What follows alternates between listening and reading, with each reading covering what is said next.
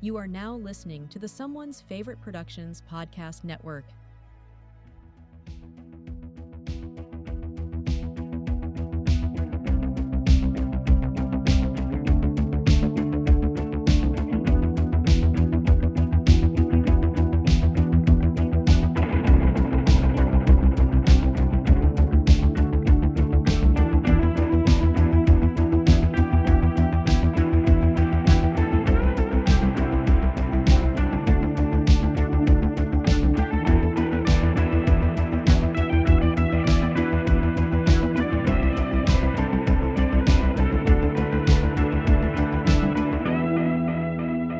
Hey y'all, happy mid-December, and happy successful Krampus for those that made it through. If you didn't make it through, I guess you're not listening, but Godspeed. I am so happy to be doing this in December, and honestly, looking back at a whole year of Vinegar Syndrome in this year in review special. Um, I have a guest on that is waiting for me to get through this rant to be introduced, but quickly, if anybody's listening for the first time, I do want to make sure this is said. This is Punk Vacation. It's an unofficial Vinegar Syndrome podcast. My whole purpose for doing this is finding the joy in unfettered creativity, which I think is my best attempt at capturing the spirit of Vinegar Syndrome. I'd like to make this a podcast dedicated to bringing awareness and context to movies of any budget, from anywhere and during any time. And that's one of the main reasons I invited the guest on today that I did, because he's a phenomenal resource to be able to speak to those categories. Personally, I've been a subscriber since Black Friday of 2021. And through a different podcast, I've interviewed a lot of the OCN partner labels and just wanted to watch VS continue to become this industry powerhouse and do it in a more formal way and really kind of track how high they can go. Um, so, with that being said, this is now coming out in mid-December, and I felt the best thing to do in this, as we're getting in the holiday season, there's a lot of wrap-ups, and there's nobody I would rather do a review with and kind of a general discussion about Vinegar Syndrome than the man David. Online is goes by Professor Gascan. David is a encyclopedia. He's somebody that has seen more movies than you, I guarantee it, and has a good memory, so can actually talk about them, which is always amazing to me. And he's a nice guy. So, David, thank you so much for coming on. Thank you. I thought about it earlier. Also, on Letterboxd, I am at WPQX, so I know that doesn't correlate to the other things, but but if you wanted to follow along with the 1,300 plus movies I've watched this year, that's a good place to do it.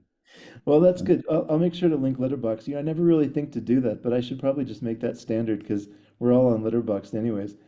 Yeah, Um, I'm at 1,323 this year. It keeps going up. But Holy moly. Well, let's talk about that because this is not your first year to see over 1,000 movies in one year. no, last year, so 2 years ago, I after about a decade of another friend of mine recommending Letterbox, I finally actually got an account. And then I was rating stuff as I watched it, but even then, kind of missing some stuff, and then didn't quite understand how the logging process worked. Uh-huh. So at the end of my year, I had two films logged. One which was Dr. Jekyll's Dungeon of Death, which every Vinegar Syndrome fan knows is quite possibly the worst film ever made. Um, Definitely in the running for the worst Vinegar Syndrome release, and by Right. a Yep. very long shot, the worst VFA. Like, I don't think anyone's debating that. But Yeah, there's 49 VSAs, and then you kind of go like 3 miles down, and then you find Dr. Jekyll's Dungeon of Death. yeah, which I was happy I got for at least retail price at um, Grindhouse Video the one time I was able to visit in Knoxville, Oh, great. while it was still open. But even then, like buying it, I'm like, I know this is bad, but it's like the completionist in me needs it.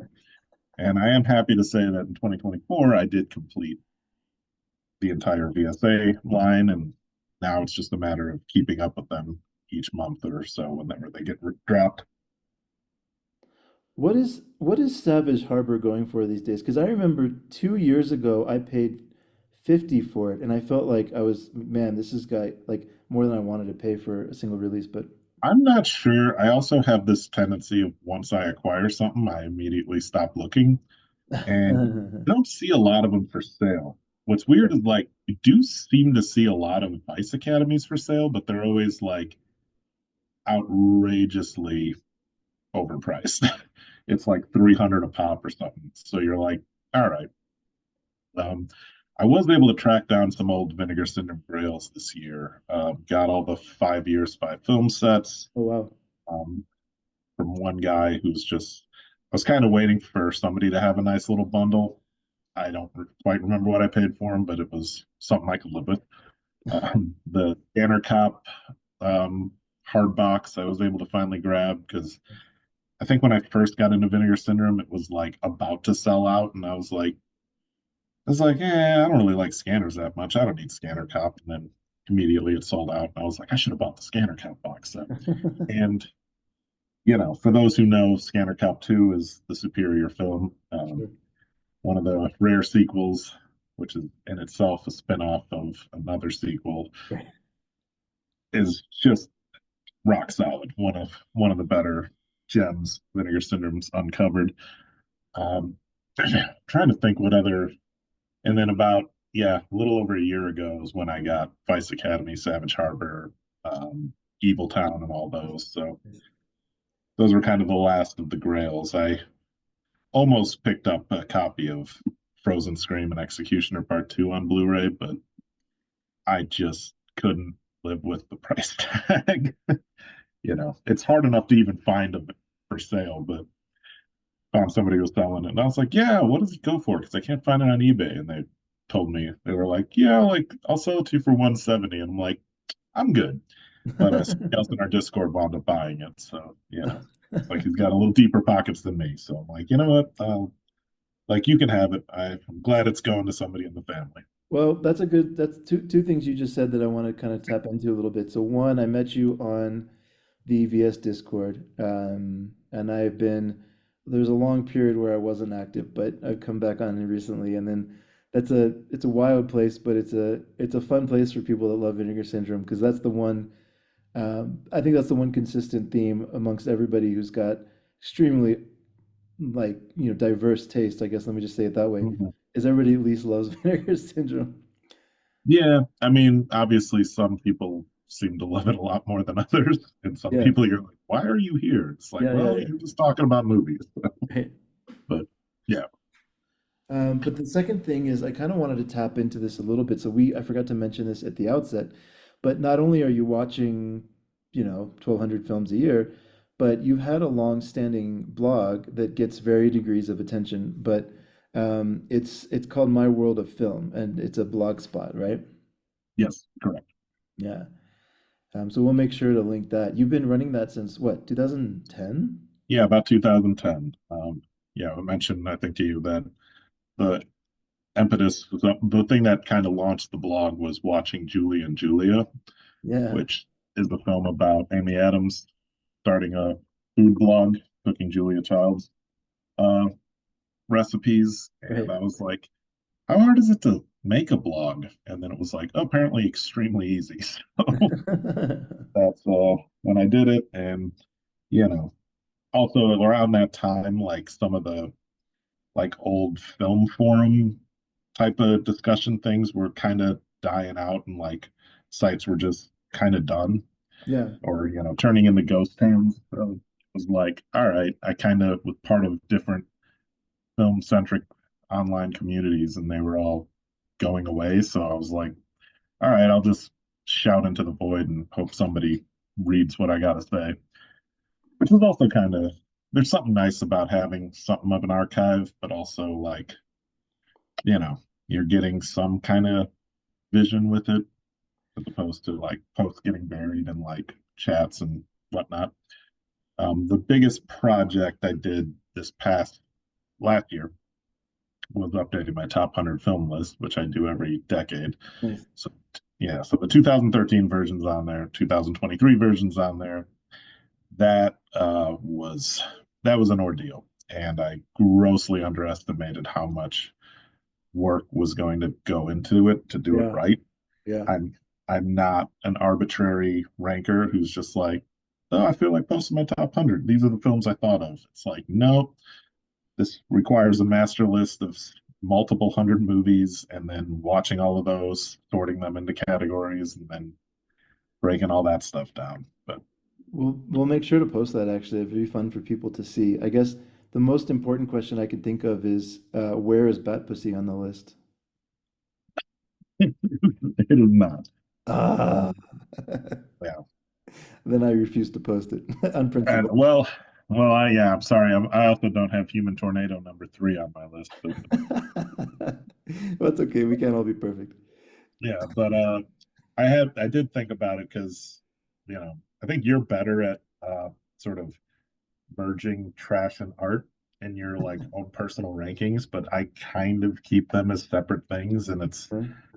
I don't like that I do that. It feels like elitist and snobby, but I'm also like, how do I like put Glenn or Glenda next to, you know, The Seventh Seal. yeah, right? It's like I love them equally, but they're just very, very different movies. So, Um, but it's probably worth mentioning part of where that elitist snobbery attitude comes from is you actually are one of the few people in this community that's been to film school. yeah, yeah. I mean, the film snobbery was there long before that, but Okay. yeah. It's funny though, because like the online stuff, we find like-minded minds because I think all of us, we're the one outlier at our school or town, whatever, Yeah. and you don't think there's necessarily others like you. I was thinking about this on the Criterion Channel. They have their Adventures in Movie Going series, Yeah, yeah, yeah. which I usually love watching those. And Patton Oswalt was on his, but the person interviewing him was Alicia Malone, who, great film critic from Australia, I believe. And just hearing her kind of talk to him, but like describing like these film clubs she was trying to start in high school and like nobody showing up and Uh-huh. just being like, oh, nobody else is interested in Orson Welles movies. And I'm just like, this was my high school. I'm just like, oh, there's other people like me. They're just in Australia or, they're in the Netherlands or, they're in Wales or something. It's like Right. we're all just scattered about, but luckily, there's online communities where we're able to kind of get together and find that, oh yeah, there's other people like this obsessed or this weird about movies. Right. No, it Yeah. definitely it's been a huge lifesaver for me when the COVID hit because you kind of lost a lot of that physical community. So that was when I really Mhm. started diving deep into the Discord and Reddit and all this kind of stuff that became the reason I even have a podcast to begin with. But anyways, yeah, Yeah. it's funny you talking about Blogspot pulls up an old memory. I need to go find this. Back in 2002 or 3, I was pretty active on IMDb writing reviews for like a year. Mhm. I don't know which email it was. I was so proud of myself as a teenager because I came up with this email address of punkscott at Hotmail. And I think it might be under that. I need to go find it. I need to go find it. But I wrote a review of Action USA that I want to pull up because I remember that's when I first saw it. Um, Oh, so you're an old time fan. Vinegar Syndrome did not introduce you to that. no, no, no, no, no. I won't go too. There's a longer version of the story, but let me just say I was kind of like I was working not for pay, but I was working for a video store for free movies. And Mhm. they had Blu-ray and DVD at the time, and then, well, actually only DVD at the time, and then they had VHS as well. They had like probably 20,000 VHS. It was this massive video store in Dallas. And because I was getting free movies, I just started going alphabetically. And I never made it past A, but I saw a lot of shit. But one of them I saw was Action USA, and I was like, this is why I watch alphabetically, because I don't care. Like, you see a couple bad Mhm. ones, you stumble on this. Yeah, I know. We all have uh our formats for how to pick what to watch. I take everything in my pile and then sort it by like I make a list on Letterboxd and then I sort it by lowest rated to highest rated. So theory is each film gets better as I watch. Hmm. And for that reason, every month when my Vinegar Syndrome delivery comes in, those typically go to the top of the list because they're not the highest rated films for the most part. The pure There are a rating of few these is what. outliers, but let's say for this month in particular, like Blood Tracks, not the highest score on the letterbox. And watching it, it's like you understand why, but there's also like I also understand why Vinegar Syndrome would be interested in this movie and the kind of oddness and uniqueness of it. And that's the kind of trash we live for, especially like good or bad. And I'm not going to say Blood Tracks was good, but it was a fun watch. And it's something that absolutely would not have been on my radar without Vinegar Syndrome. Yeah. No, no, I love it. Yeah, I mean that's exactly I've called myself a recovering elitist before, and I think that's kind of my, I'm learning how to just enjoy movies and just have fun with them, and that's what and Vinegar Syndrome has been a huge and Severin is probably another one, but Vinegar Syndrome has been a huge part of that journey because like I would have never seen so many movies. Like even Chinese torture chamber story, which we might talk about later. Like I don't know when I would have got to that otherwise, but I'm freaking so glad I saw it. Like that's opened my eyes to a whole new genre. Oh, But exactly. Like I pulled up you know, my ranking of Vinegar Syndrome, and it's like so many of the top films. I'm like, yeah, Surf 2, Hard Rock Zombies, Righting Wrongs, Psychos in Love, The Telephone Book, like Wild Blue Apes, A Cannibal Owl. Like, yeah, not a chance. Would have taken me 40 years to discover these films outside of Vinegar Syndrome. So, somehow stumble on it, right?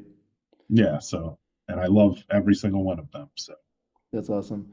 Well, that's a pretty good segue. So, we're doing this kind of year in review thing, but I think we've touched on it already, but I would like to know, you know, like where does Vinegar Syndrome rank for you in terms of boutiques? Like, are you tracking a lot of boutiques closely? Like, where does it kind of rank for you in terms of if you look at percentage of movies you watch a year, or something? um, I mean, obviously, being a subscriber, I watch, you know, everything from the main lines, and obviously I stick with the VSAs. I kind of pick and choose with the other sub labels because it's gotten Yeah. to be a bit much. But um, you know, they're the thing with Vinegar Syndrome, and we kind of sort these into different categories as far as rating a boutique label. Like how important is like packaging, the extras, the restoration work, Mhm. price point, and arguably the most important thing is the quality of the film. And you factor those out, and Vinegar Syndrome's doing it about as well as anyone. Yeah. You know, the quality of the films themselves, yeah, they're not going to match the Criterion collection. It's not, but they're also not like, you know, porting over, you know, 25-year-old uh, Laserdisc Right. extras for their films. No, They're yeah, yeah. they're producing new stuff like for most of these releases, and do we've talked about this, but like every release, it's like I'm glad there's something on these, but some movies I kind of finish and I have such a passionate dislike towards them that I just want to inject the disc as soon as possible.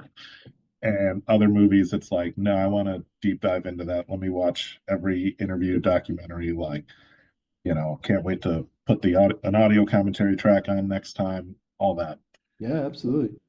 But yeah, with labels for me, like I think honestly, Vinegar Syndrome and Mondo Macabro are probably the two labels that I'm like, whatever they put out, I'm just not even gonna second guess it, just Yeah. grabbing it.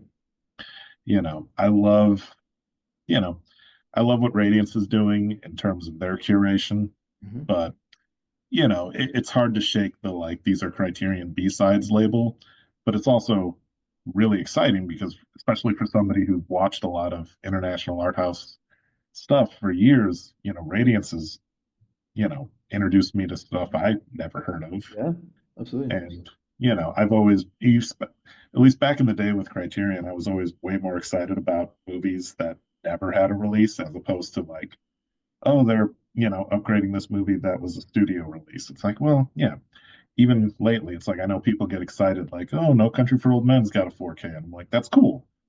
But like I'm way more excited about something like The Mother and the Whore or, Sure. a movie like The Runner and, the Kira Muratova films and stuff like that, where I'm like, these weren't getting released anywhere. Right. Yeah.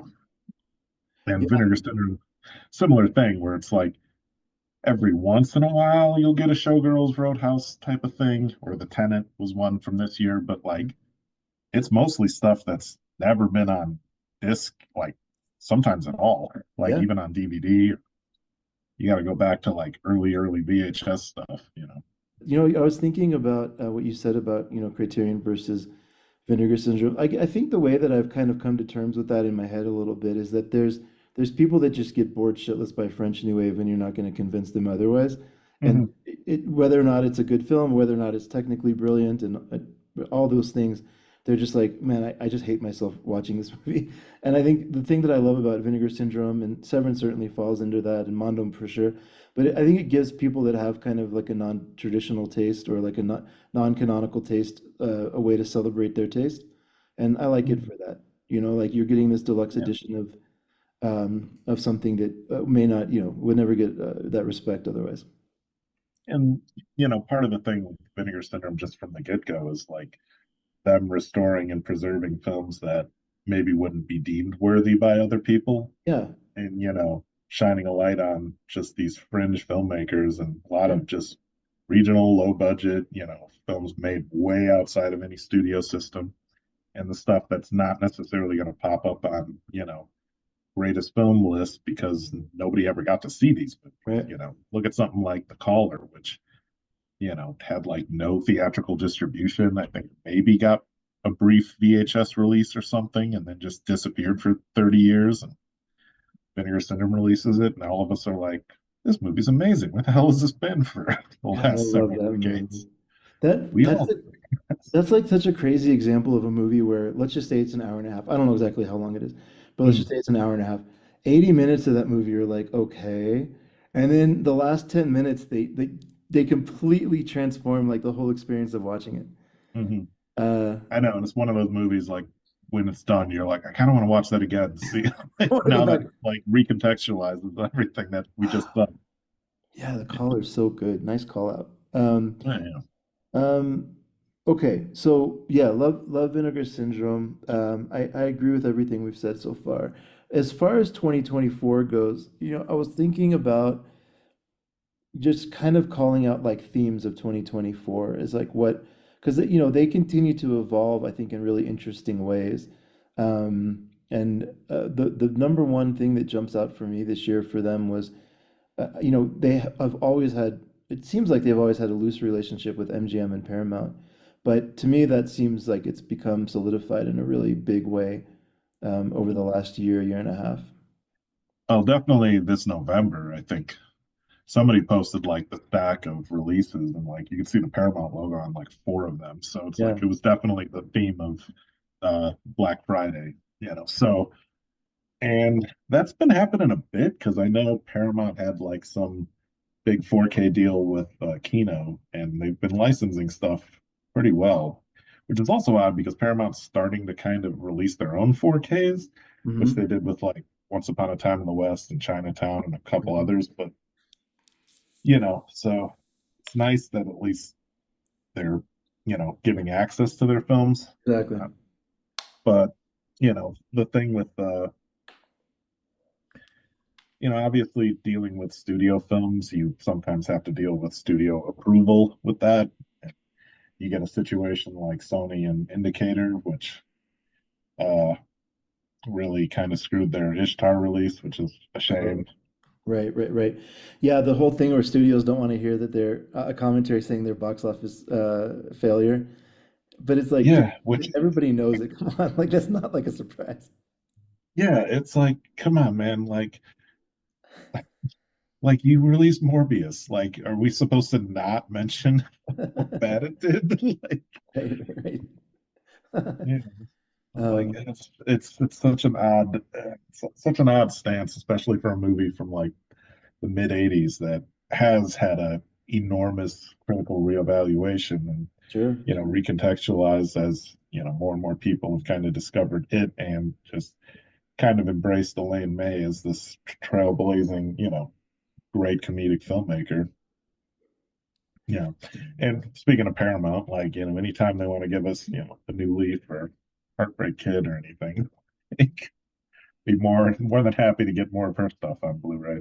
It'd be interesting to see which direction they go. But I mean, that's one thing that kind of stuck out to me this year was just it feels like they're getting into a nice rhythm of having Blood Tracks come out or having Mystere or Obsession come out as part of a Forgotten Jolly set, but then also putting out, The Tenant or Congo or Sliver, some of these big titles. Kind of that balance seems to be like they're getting that cash infusion to go chase what they maybe what people on the staff really deeply love.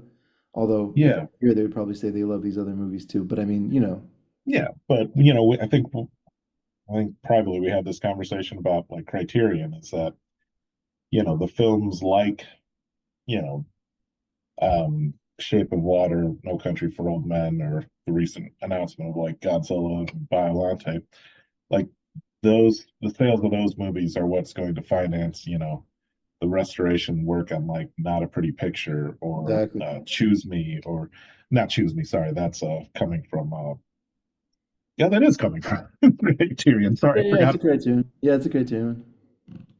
Yeah, with again, it's like getting getting those big boy titles that maybe we're all kind of over because we've seen them and they're those are the things that are gonna bring more people to the label, but also help bring these lesser films, like something that maybe isn't going to sell super well from them, like The Learning Tree. It's like the same thing with Criterion, Yeah, like having something like The Keep sell 12,000 copies in a weekend yeah, is, going, that's the reason why they're able to, put out something like, you know, Blood Tracks or, how everything that was in that 10th anniversary set last year. yeah, yeah, yeah, Just yeah.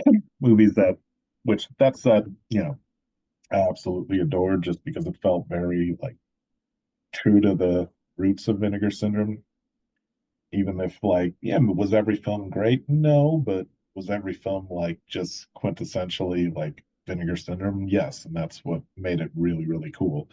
Especially as, these bigger partnerships with studios happen, you don't want to lose sight of, the things that built your initial fan base. Totally. Yeah, it was a ballsy move. I love that they did it. They really Mhm. celebrated their 10 years of Vinegar Syndrome in a great way. What about any other themes that stood out to you from this year? Um, Honestly, it's something that's been happening for maybe the last at least 2 years or so, but just more and more dipping into the category three, like Asian Yeah, cinema. I think VSA has almost become like Vinegar Syndrome Asia line, it feels like this yeah, year. yeah. Um, which I always love people who are like, oh, it's not like a VSA title. It's like VSA has always been just complete random nonsense. Like it's whatever the hell they want to throw on there. I've Which heard that it's kind of becoming like VS action, and that kind of fits because it seems like a yeah. lot of the stuff they're doing is at least some version of an action film. Well, I also look at it because they don't do standards of those. Like I just assume that it's the VSA is just titles that they have limited, you know, deals with, like things that can't just like constantly reprint Yeah, yeah, by, stuff like LA Wars and Action USA got re-released by, MVD. So I don't think anyone in their right mind is going to re-release Dr. Jekyll's Dungeon of Death, but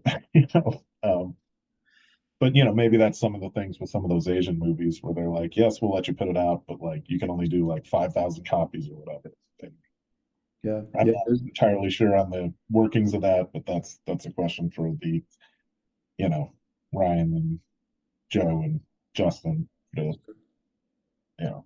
Yeah, yeah, yeah, no, for sure. I guess speaking of world cinema, the other one, I don't know that this is a VSA yet. I guess there was one Santo release, but they are doing a good job, I think, dipping into Mexico cinema as well, Mhm. Mexican cinema as well. Oh yeah, obviously it was the stuff of legend in our Discord about Intrepidos Punks, like long when that was teased like 2 years ago or something. So we've all been like chomping at the bit for that movie. Yeah. You know, an absolute iconic theme song in the first film that got played about as much as the one song that was in Night Train to Terror. Right. Yeah, you won't forget that song. Oh Um, no, that's too funny. I remember feeling like number one, Intrepidos Punks doesn't really understand what a punk is, but no. number two, this movie's just fun as hell. Oh yeah, like the punks are. It's basically a biker gang, but Yeah, yeah, yeah. that's dressed like wrestlers, like Mexican wrestlers for that matter. The Uh-huh. lead, the lead in that movie actually was a Mexican wrestler, so it's like it checks out. But I just love like they're so honest about they're like, I love sex with women and cocaine. It's like they're not hiding what they're oh no, there's zero subtlety in either of those films, to be honest. But yeah, yeah, yeah. that's No, part of the fun. but they're fun as hell.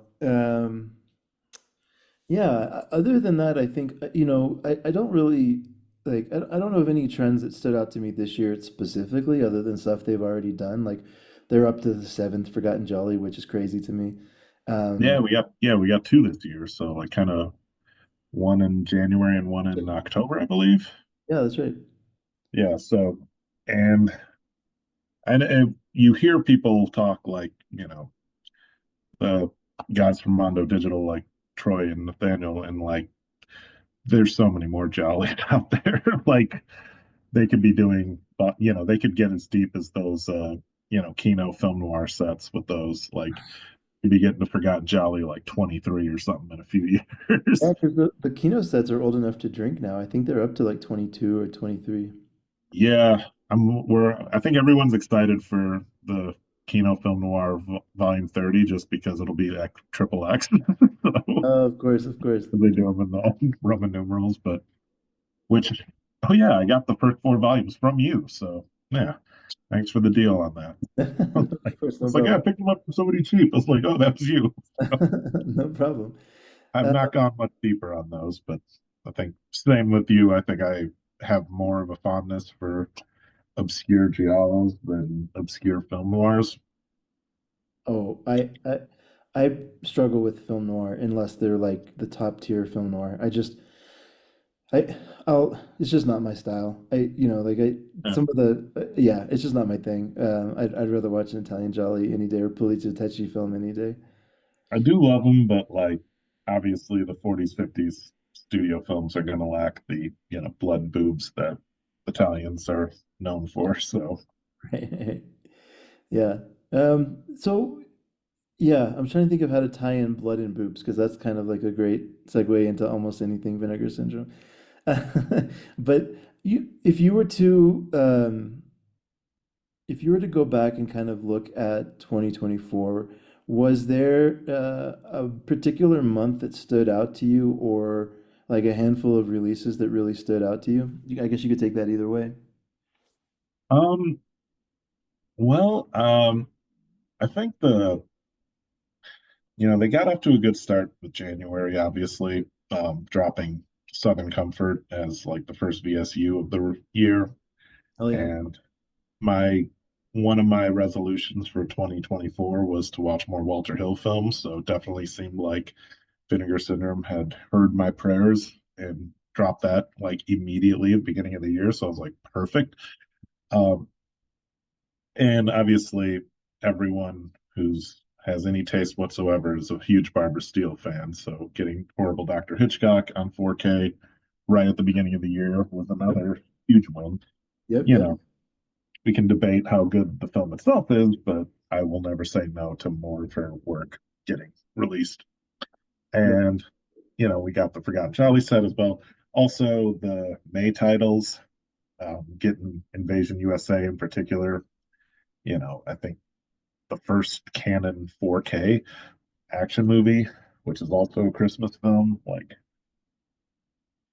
that was big. Trying to think what else came out in November or was part of that those releases. Uh, They I had think. so Oh around yeah, that had China O'Brien as well. That was the other big one yeah, for me. Chan O'Brien. Exactly. With since I've gotten into Cynthia Rothrock, China O'Brien was like my most wanted release of hers. So for Vinegar Syndrome to drop both of those as one is, again, just like them. Sometimes Vinegar Syndrome, like, they give you what you need, not necessarily what you think you want. And other times it's like you manifest a release where you're like, man, I wish somebody would put this out. And Vinegar Syndrome's like, hold on, buddy. Like, we got you in like 2 months. Like, and that's what's really cool with this stuff. And that's kind of the fun of the curation is just being like, I didn't know this film existed, but I'm so glad it does. And now, thanks to these guys, I am richer for having it. Yeah. The film that jumps out to me, as you describe it exactly like that, the film that jumps out to me from this year is Singapore Sling. I was about to mention that. Yeah. That arguably my favorite release of the year. Yeah. And it was definitely one of those like I had never heard of it, didn't really know. I think, definitely some people had. It has some level of infamy among like cult film fanatics, but just incredible. And Mhm. you read the description and it just sounds like the sleaziest, trashiest movie, but it's like shot as just this beautiful art house style that, really kind of classes up the joint, but also like elevates it so it's not like just exploitative trash. Mhm. And it's just so weird and one of those movies where you're like, I don't know where this is going, but I'm 100% on board for the journey. Well, you earlier on you mentioned this tension about putting trash and art on the same list. And I think movies like so there's a couple movies this year that I think are great bridges for that. Singapore Sling, I think, is certainly one of them. Uh, Hmm. I think Obsession, Taste for Fear is another one, where if Yes. it shows up on a Criterion release and you watch it, you're not really arguing with it. You're like, yeah, I kind of get it. It's probably a little sleazy for Criterion, but like everything else in that movie is an art house picture. I mean, like it's a beautifully shot film. Oh yeah. And it's got that same style that like um Caligari and Cafe Flesh do, where it's Yeah. like, yeah, it's kind of titty trash, but it's also like really well lit and really well shot and super stylized. In that movie, the BPM, the boobs per minute was a fantastic ratio. So, and also, I think that was, I don't know if it was the first one I watched in that Forgotten Jolly set. And I was just like, this set's already a winner. Like, starting with that one, I was just like, I don't care what the other two movies are. They can be, you know, they can be The Killer is one of 13 two more times, but it'll still be one of my favorite sets just because of that film. The Killer is one of 13 is a tough watch. Yeah, that's I have What I about have that all the one? limited of the Forgotten Jolly and like I knew even getting into like that first volume, I was like, I know this one's gonna be a little bit of a challenge, but Oh, that's funny. That was a tough watch. I forgot about that. yeah, there's nothing to remember about it.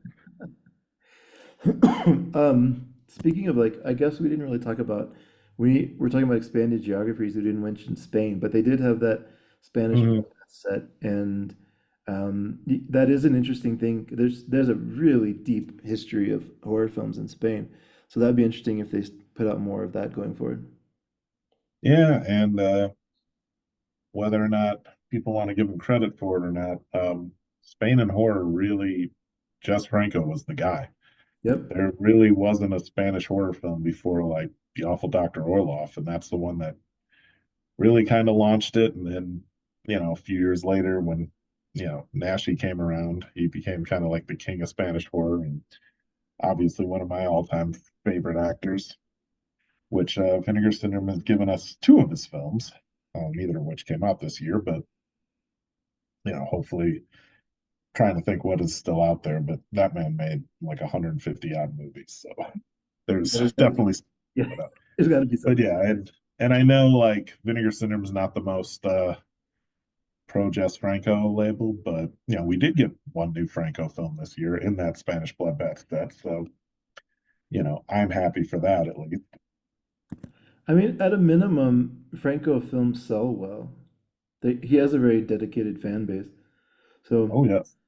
I don't know the rights issues, but I mean, it seems like it'd be worth putting it out, if nothing else, just because they know it would sell. It's a pretty guaranteed sell, I think.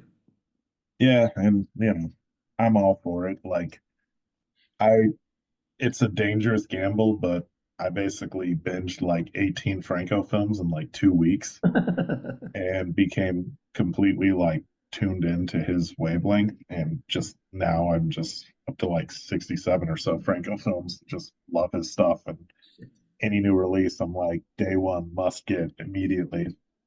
And I'm chomping at the bit for Severin to send me a shipping notice so I can watch Thong Girls, which is going to move to the top of my watch list for sure. But, you know,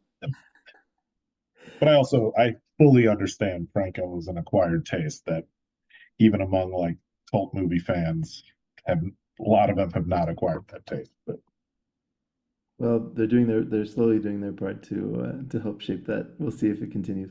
oh yeah, man's got like 211 movies, so like hopefully a few more of them will come via Vinegar Syndrome. Yeah, I'm sure. Like if there's a crystal ball, I'm sure there's more in the pipeline somewhere. There's no way they would. Yeah, there's not more. Outside of the main line, well, I mean, is there anything else? I already called out Chinese torture chamber story. The other big one for me was Delirium. I had not seen that before, and I just love Lamberto Bava. I wish that guy had more of a runway. Like, what a wild movie. Yeah, it's again another one that's got a nice style to it. Um, Yep. Definitely leans heavy on the sleazy side, but just a fun film. And it's also kind of fun to dig into like some of the making of stuff with that and kind of how contentious, director and star were on set and stuff like that.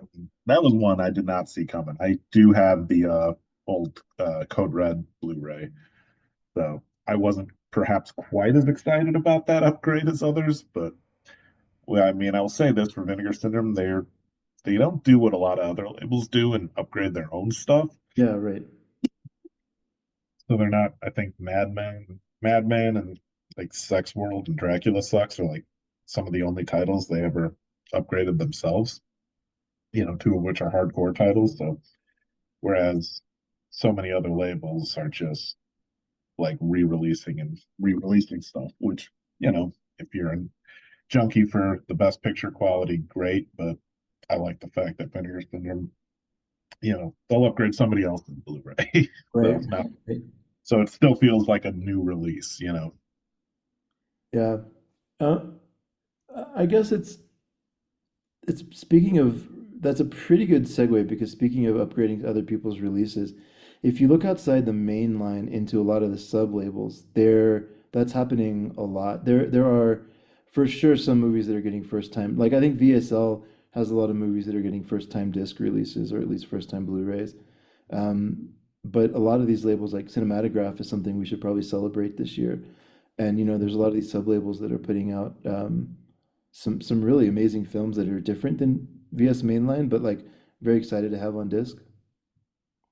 Oh yeah. Well, I think the cinematograph, I we all hate saying it. I don't know why. It doesn't roll off the tongue. Right. Um, but they kind of started off with a bang for me with Little Darling and Yeah, Red Rock West. yeah. Just Little Darlings is just one of those like I mean it's like 1980, but it just has that 70s vibe where you're like, they wouldn't make this movie today. Like there's no fucking way. Like Yeah. yeah, there's so many reasons, and like those movies are always fascinating to me. Not like, oh, this is aged terribly, but more like, wow, things are different.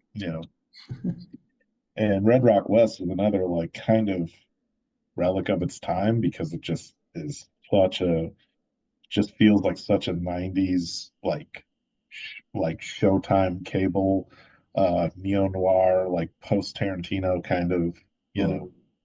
movie. And I realized the more of those I watched, I'm like, I really love these. Like watching that, and like when I revisited Dennis Hopper's Hotspot, I was like, this movie is just fucking great. And Dennis Hopper had an extremely um, uneven career as both an actor and a director, but man, when he was on, few people were better. It's hard to, he's on both sides of the coin of whether cocaine is good or bad because, on his personal life and career, it obviously hurt it. But if you look at his creative output, it kind of helped it. He had some amazing work that he was a part of. No. There was Miami Blues is another one I think that would fit in that category. Not necessarily a Mhm. VS thing, but that was a release in the last year or so, Yeah, maybe. that was one of well, that was one of the launch titles, I think, for Radiance. I Oh, want to that's say right. so. And again, yeah, that's that definitely same style of film. Yeah. Um, but yeah, the other obviously VSL is another one where you're like, I don't really know what VSL does, but it almost seems like, and not just because they also released a Silken set, but it almost feels a little like Vinegar Syndrome's like Radiance, where they're just like, hey, we're gonna highlight some, you know, movies from, you know, other countries that don't necessarily fit the mainstream Vinegar Syndrome, but we still want you to watch them. And Interrogation is one of the best films they've probably released, just on a technical standpoint. Even though, like on its surface, you read the description, it's like, well, this is kind of a women in prison film, but it's obviously much more, Cold War allegory and just super critical and just harrowing.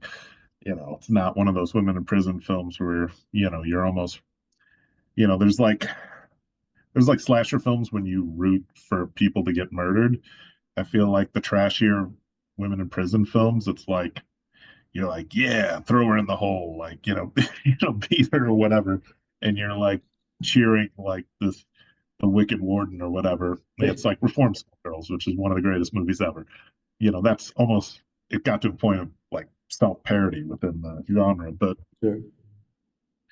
but there's that, and then there's like, oh, this feels like hell, and I'm so sad for everyone in this situation. And that's the movie like Interrogation, where you're like, yes, there's nudity in this, but like there is nothing like tantalizing about this film No, whatsoever. no, no, no.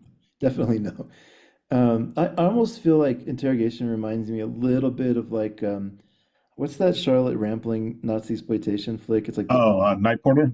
Night Porter or like one of those where it's like kind of an art house Nazi exploitation movie where the prisoner kind of fall. I mean, Interrogation is not about Nazis, um, Yeah. but where the prisoner kind of falls for the guard and there's that tough relationship and it's confusing at first. You don't know if it's like Stockholm syndrome or what. And then it just kind of unpacks in different ways.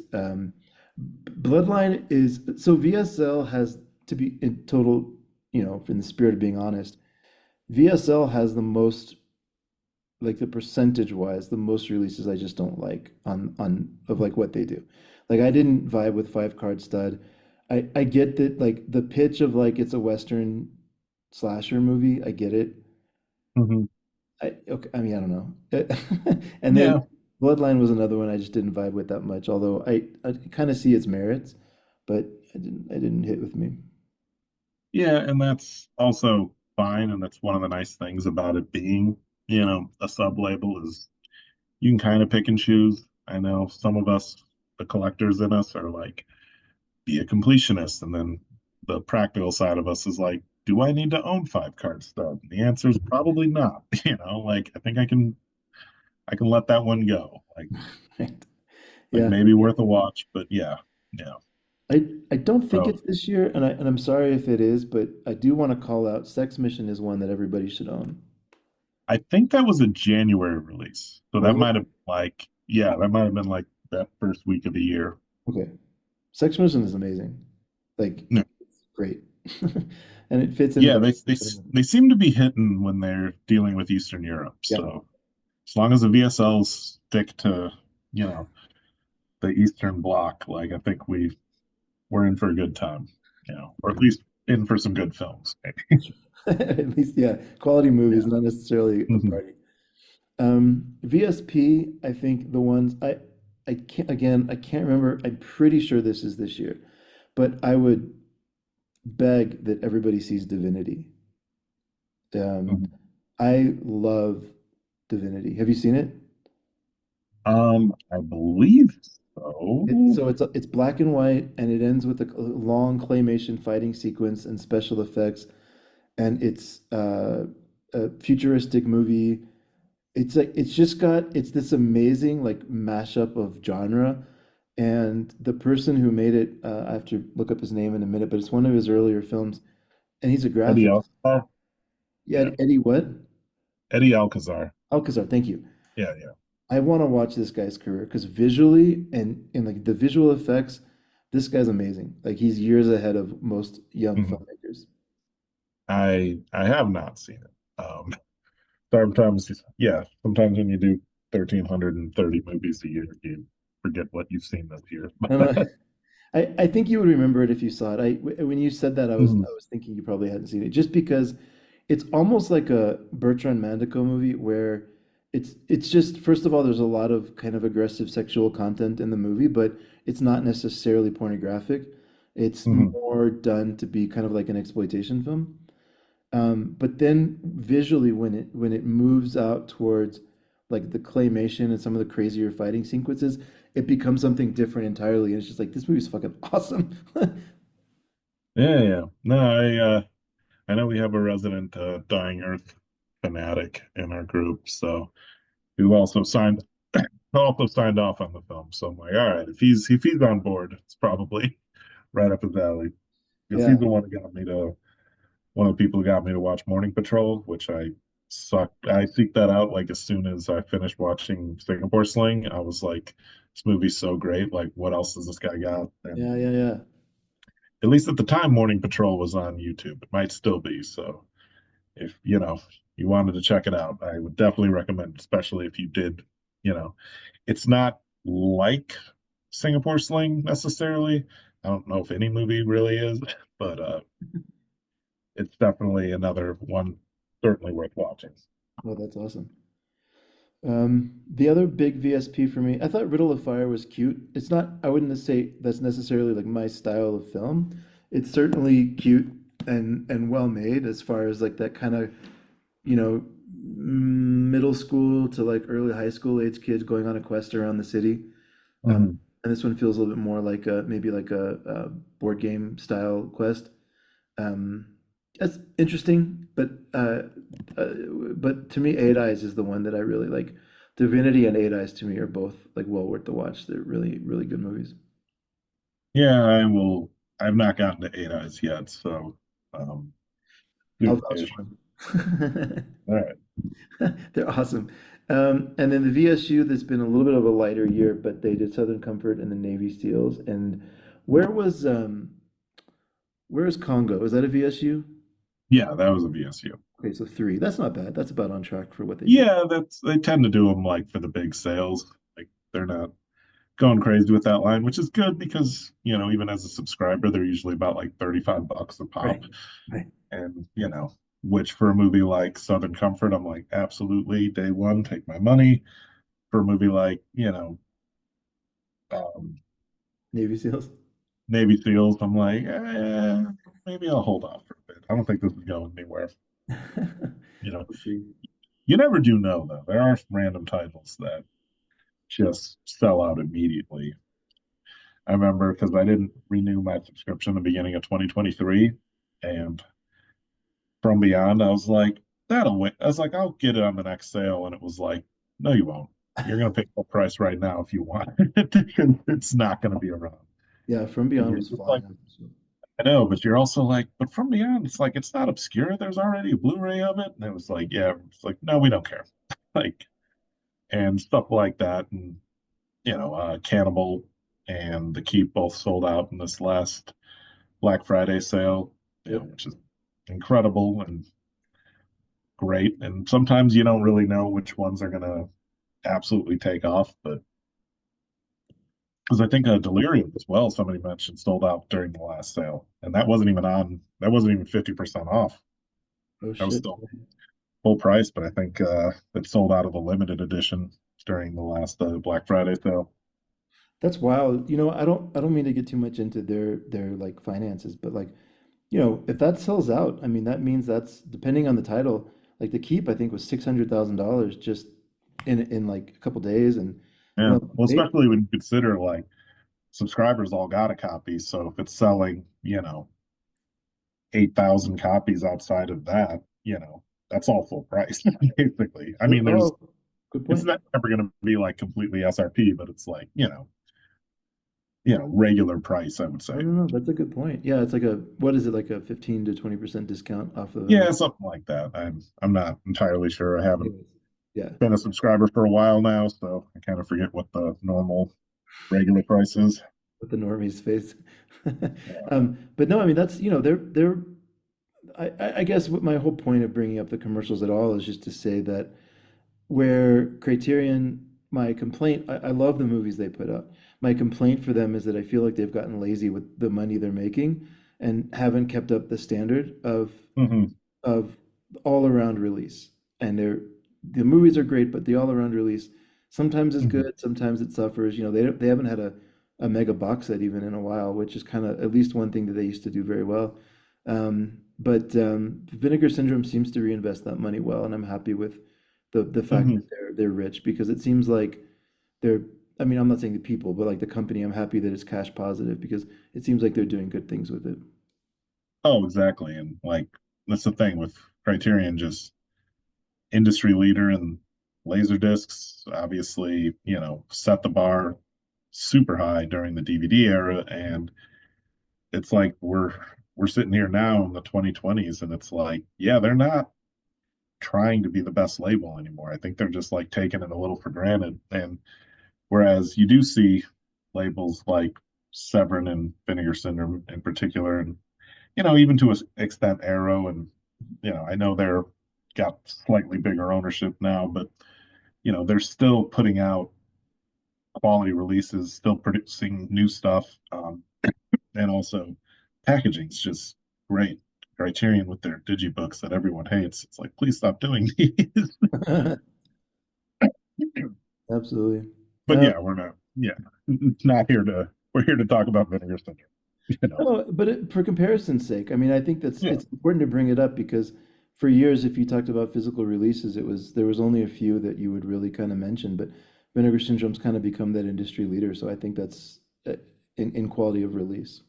Oh yeah. I mean, for better or worse, they've also made an entire industry super self-conscious and aware of slipcovers, Right, right, right. which it's. I would highly recommend to anyone getting into Blu-rays now to just say no to slipcovers. You'll be happier. Life Uh, is easier. you'll lose the FOMO. You'll buy movies you actually want. But again, it's like part of the thing with them and like the hard boxes. It's like there's just like there's a feel to them that just is like, oh, like there's care put into this, like Oh yeah. not just newly commissioned artwork, but just like the quality of it, the thickness of it. It's I'm talking like I'm Patrick Bateman and Paul Allen, and you know Comparing business cards. comparing business cards. But yeah, the there's an art to what Vinegar Syndrome's doing. It's not just like, hey, we're just gonna slap a slipcover on it so we can charge a couple bucks more for this release. That's actually, I wonder if they could ever put out American Psycho. That's right up their alley. It would be. Well, there's going to be a new American Psycho. Yeah, Well, I refuse to acknowledge its existence, but um, well, it doesn't so exist yet. that's true. That's true. That's true. I'm trying to think. I mean, look, as far as like the main stuff goes, oh wait, we didn't talk specifically about VSA. The standout for me this year, I think it's tough because I really liked Eye for an Eye. I think probably you just Love on Delivery was a great comedy, and I'm so happy they're putting out Stephen Chow movies. But I just I don't know. I feel like it has to be They Call Me Macho Woman as the standout release of the year for that. Yeah, it's the dumbest film I've ever seen, and I mean that in a loving way. Like it's every decision everything everyone does. It's so dumb, but it's just like there's just such a charm to it. It's Yeah. just so light in its dumbness, I guess. Yeah. Like it was just a movie that like it was hard to kind of settle on a rating because I'm like, this is not good, but it's also like I love it and I'm having so much fun with this. And ultimately, like that's kind of what you want with the VSA line. Yeah. You're like, these don't have to be masterpieces, but like I want Like I want them to be fun, and that one definitely is. And just kind of taking a quick look at my own rankings, yeah, I'm pretty sure that was my highest VSA of the year as well. So it had 4 stars for me on Letterboxd. I Yeah, didn't I didn't have a problem. I just like if anything that has that much of a vision behind it, and yeah, it's gonna get high ranking for me. Um, but yeah. So outside of the VSAs, just for the sake of time, maybe let's not go into too much detail. But I do feel like we have to talk about OCN a little bit because that's the other trend I think is that for me OCN moved from being like a really interesting part of what Vinegar Syndrome does to becoming like I don't even know what that is. They're kind of creating a whole new, well, I guess there's two ways to look at it. One, they're monopolizing the industry, but the other way is they're creating a distributor that actually is good at marketing too. Because like hmm no offense to MVD, but like they're not great at marketing.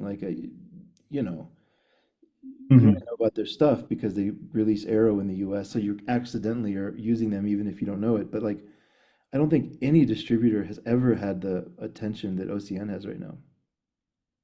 Oh yeah, and it's like almost every month, it's like you get your little, you know, boutique Blu-ray market of just all these extremely random things from everywhere. And again, like a couple months, a couple years ago, it was kind of like Radiance now, where they have like Raro and I think like one or two other things that they picked up like Fun City editions and stuff. And that used to kind of be the Vinegar Syndrome thing. It was like, AGFA, Saturn Score, whatever, and like that was kind of it. And then now we're at that point where, it's anywhere from 14 to 21 partner releases a month. And it obviously makes it hard for any completionist to stay up on all of them, you know, but it is also just the delightful sampling of everything. And it's fun that this past month we got stuff like Close Your Eyes and No Home Movie, but then also like Takeshi Kitano films Yeah. and, you know, uh, well, Santa Claus, an X-Men documentary. I was going to say Santa Claus Conquers the Martian, but that was a month before, but whatever. The AGFA title was another Bloodorama triple feature. And it's just the diversity in the partner label stuff is great. Yeah. There was a Chantal Akerman movie this month as well. Yeah, Like that was it's the No Home Movie. Yeah. sorry. Yeah, of course, of course. Yeah, but I mean, if you look at this year overall, they've had Fukasaku release through, I think it was hmm Film Movement Classics. Kane's been putting out some amazing movies, like they've that Patrick Tan movie. My Heart Is That Eternal Rose. Like they're just, I don't know. And then I mean, not even not mention Saturn's Core. With a lot of the stuff like the Richard Baylor set, or some of the well, I guess it was earlier, but some of the Scooter McRae movies. Like it's just, I don't know. I love it, man. I love the partner labels, and it's fun. Talk about discovery. I think I have a mix every month of feeling like, oh no shit, they're putting out uh, Kitano movies. Like that's amazing. Or they're putting out what's the title of that Chantal Akerman movie? You just said it No, twice. no Home Movie. Yeah, No Home Movie. Or Bastards from Claire Denis a few months back, like that kind of stuff. But then there's 12 that I've never heard of, and like it's like, Oh I, yeah. yeah, The fact that they're also, some of these labels are releasing films that had very limited, if any, like film distribution. Like this Close Your Eyes was one from this year where I think it played in one theater, you know, in the city of Chicago. And then something like Femme, which I think Utopia put out. That was one that actually did get released in my theater for like a week. And I was like, oh, I'm going to try to go see it. And just something came up that week and then it was gone. mm. And, 6 months later, it's like, oh, here's an OCN release. And I was like, all right, these guys are picking up the slack. So, I mean, it's a good point. Like, because the big ones for that, like Yellow Veil is really good about that. Utopia has some new releases. Big World is pretty good about new releases. I'm sure there's some really obvious ones I'm missing out, but IFC, Film Movement, there's some of these ones. But like, we talk about film preservation, meaning like films from the 70s that might not get a release, but honestly, now the distribution model's kind of fucked, and like if some of these movies that play in festivals for a week, like they're done unless they get these movies or these releases. And I'm glad it's a success story, but Hundreds of Beavers, perfect example, a Yeah, yeah, movie yeah, that yeah, yeah. came out in festivals 2 years ago and didn't get distribution till like this year. And even then, like very select screenings, like no real wide release because I was looking for it. I did get to see it in the theater, which hell of an experience. And obviously I was not messing around. I was picking that up day one, which turned out to be hour one. 2000 slipcovers didn't even last the full hour. So, Yeah. and I'm not gonna, I don't want to oversell it, but is Hundreds of Beavers the best OCN release of the year? Probably, but Damn. I'm really excited to watch the drunk commentary. I'm gonna make sure I'm as drunk as them because, as anyone knows, it's like if you're drunk and with drunk people, it's a lot of fun. If you're sober and they're drunk, they're annoying as hell, and vice versa. So, It's that Family Guy skit where they're like playing this concert level piano and guitar, and then it shows them in real life, and they're just like slamming down on the keys and stuff. Um, but yeah, no, I think I missed on the slipcover. I logged in like 2 hours later, and it was long gone. But if you went to the website, you could get that like special wooden box or whatever. hmm So I've got that which copy. I think my roommate grabbed that because he was stuck opening at work that day when they dropped him, and by the time he like had a chance to check the releases, he was like, "Damn it!" And Yeah, I'm like, exactly. "I would have picked you up, man, but they put a cap now on subscribers only being able to buy one partner title." You know, as we talk about year in review, that actually is kind of an interesting point to bring up. You know, back when Anchor Bay was releasing 95,000 copies of The Evil Dead, they were selling out, and there was that many collectors, or at least people that wanted that movie. And I don't know what happened to them all. I think a lot of them went to streaming, but Vinegar Syndrome's doing an interesting job of identifying how many people are buying physical media still. I think The Keep's a good example of that. hmm Which again, yeah, that's one of those titles that we talk about that like kind of keeps the lights on because Yeah. there's not necessarily 12,000 devoted Vinegar Syndrome fans out there, so that's definitely bringing in people who normally don't have this label on their radar. Yeah, exactly.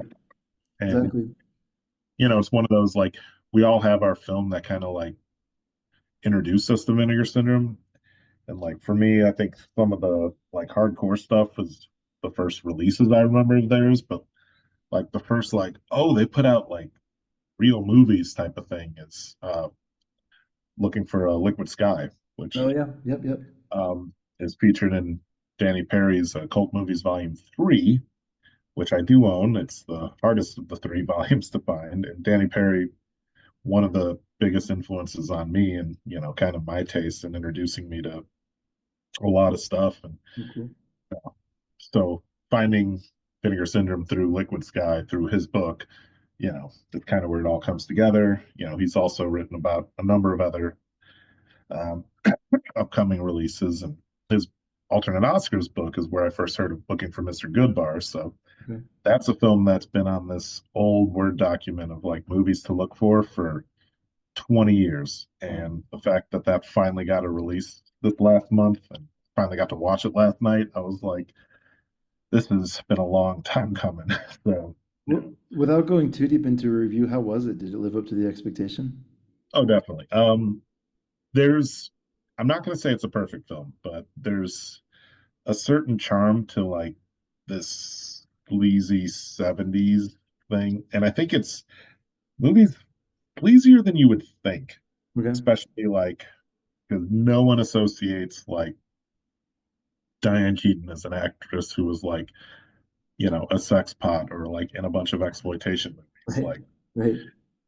not at all. But it's just like, it's a very kind of against type role, but she does kind of have some of the same mannerisms that she had in like Annie Hall. So it's interesting to kind of like compare the characters in your mind of like, oh, what if this is, kind of the same character, just not influenced by, Woody Allen's, Alvy in that movie.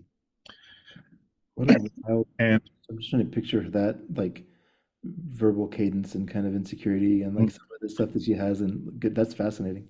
well, some of it's like early in the film Okay, okay, because okay. it's kind of like there's a few like fantasy scenes with her where she's just, like kind of picturing herself as this different person, and then it's like the awkwardness, but like she kind of takes more agency as the film gets goes along. So it's one of those like I would have been like she deserved an Oscar for it if, and I would say that if she didn't actually win an Oscar that year for Annie Hall. So I'm like she was absolutely killing it in '77. And as soon as you watch it, like you hear the opening, you like the soundtrack, and then you see the list of songs in the sound opening credits, and you're like, oh, that's why this movie hasn't gotten released in like 30 years because Oh, of like so many complicated, multiple record labels trying to deal with to clear music rights and such. So, interesting. Interesting. so yeah, but yeah, it was easily the best movie from this month from Vinegar Syndrome. Um, Wow. Well, but I joke with you before we started recording that I'll be curious to check out Sliver because my VHS copy had about 5 minutes that was fuzzed out from seeing it, the same scene over and over again. yeah, yeah, I watched that last night. What's also fun, somebody on Letterboxd made this connection that they were like, I'm picturing Tom Berenger's character in Sliver being the same character in Looking for Mr. Goodbar.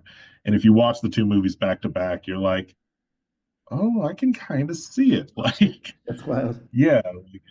So it is fun because he's not in Looking for Mr. Goodbar much, but Mhm. he absolutely makes an impression. I don't want to give anything away with that. But then, Sliver is another one where it's got that like just trashy Joe Esterhaus charm. Speaking of like being fueled by cocaine, like some of the plot and like all the men in the movie are just like what? Like like the characters are incredibly interesting, but they're so not based on any normal patterns of human behavior. It's like kind of the similar thing that, you know, infamously done in like Showgirls, where you're like, these characters are iconic and classic, but they're also like nobody acts like that, like Wait, ever. wait, wait, wait, wait. Um, yeah. Well, David, I think that is, in my mind, a good wrap up. Anything that ends in Showgirls is a good wrap up of Mm. discussion on film. Is there anything specifically that you want to call out that we didn't get a chance to discuss before I switch over to the interview here with Richard Baylor? Well, I would honestly just take a quick minute. I believe Roommates was this year, Yeah, and if which is in my opinion like the best actual film that's happens to have hardcore sex in it. Just an absolute masterpiece. And obviously on the Meliston side, they've been kind of going hard on uh Chuck Vincent films, yeah, and I've been loving it.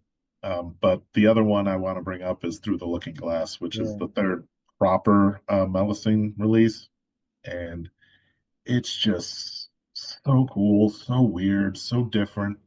Like, it's one of those like gateway movies that if you are like horror adjacent and you're not interested in watching, 70s porn, I get it. But like that's a movie that you're like, okay, I can kind of get into this. And, you That's know, awesome. it's one of the best releases of the year. And I know like since they split off that site as just a whole separate entity, like not as much attention gets drawn to those films. And obviously, YouTube and other platforms have their own issues with bringing up stuff Sure. like that. You know, but they're doing great work, and those are the best releases of the last like 12 or so months. Wow, awesome. I'm so glad you brought that up. I forgot to cover the Melocene stuff, but yeah, they're Yeah, I killing was just looking at my list and I was seeing like the roommates and Through the Looking Glass, and I was like, oh yeah, gotta bring those up. perfect way to end it. Circling back to how Vinegar Syndrome started. So, David, Professor Gascan, WPQX or whatever, I'll link it.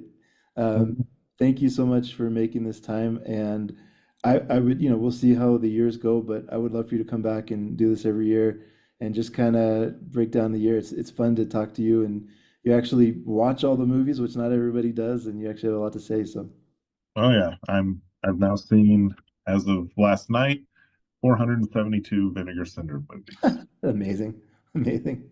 Obviously, I will resub this year, and I'll easily be clearing the 500 film threshold. That's awesome. Well, Yeah. see you online, and thanks so much for making time. All right. Have a good one. See you. David, just awesome. Thank you so much. That was so good.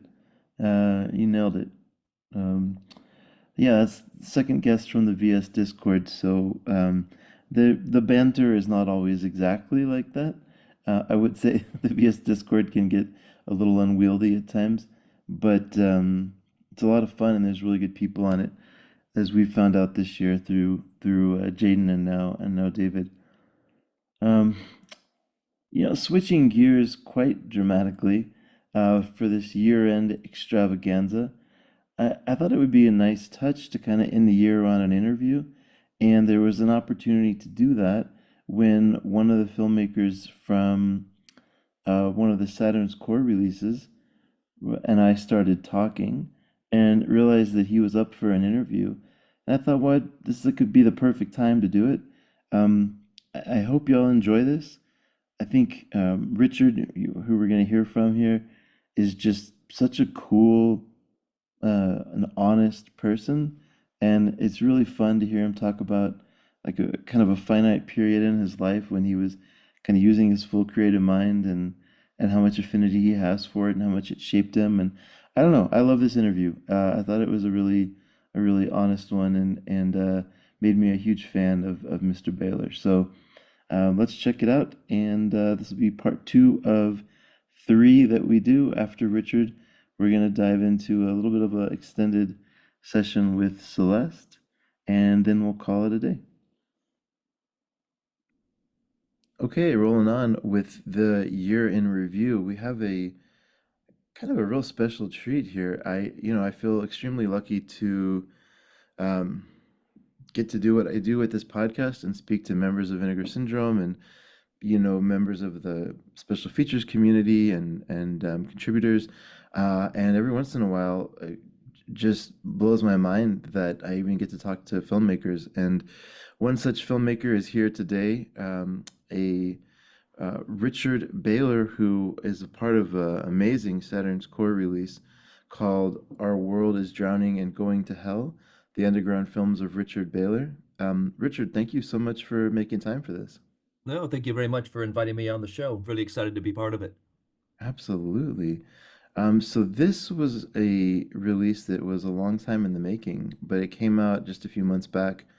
So I guess first of all, congrats on getting your work memorialized through this retrospective. No, thank you very much. And I'll be honest, it wasn't something I was actually looking to do. Okay. And when Ross made contact, I was a little bit dubious at first and kind of wondered where was this coming from because I actually hadn't been active as a filmmaker since the mid 90s. And I never created a digital or social media profile.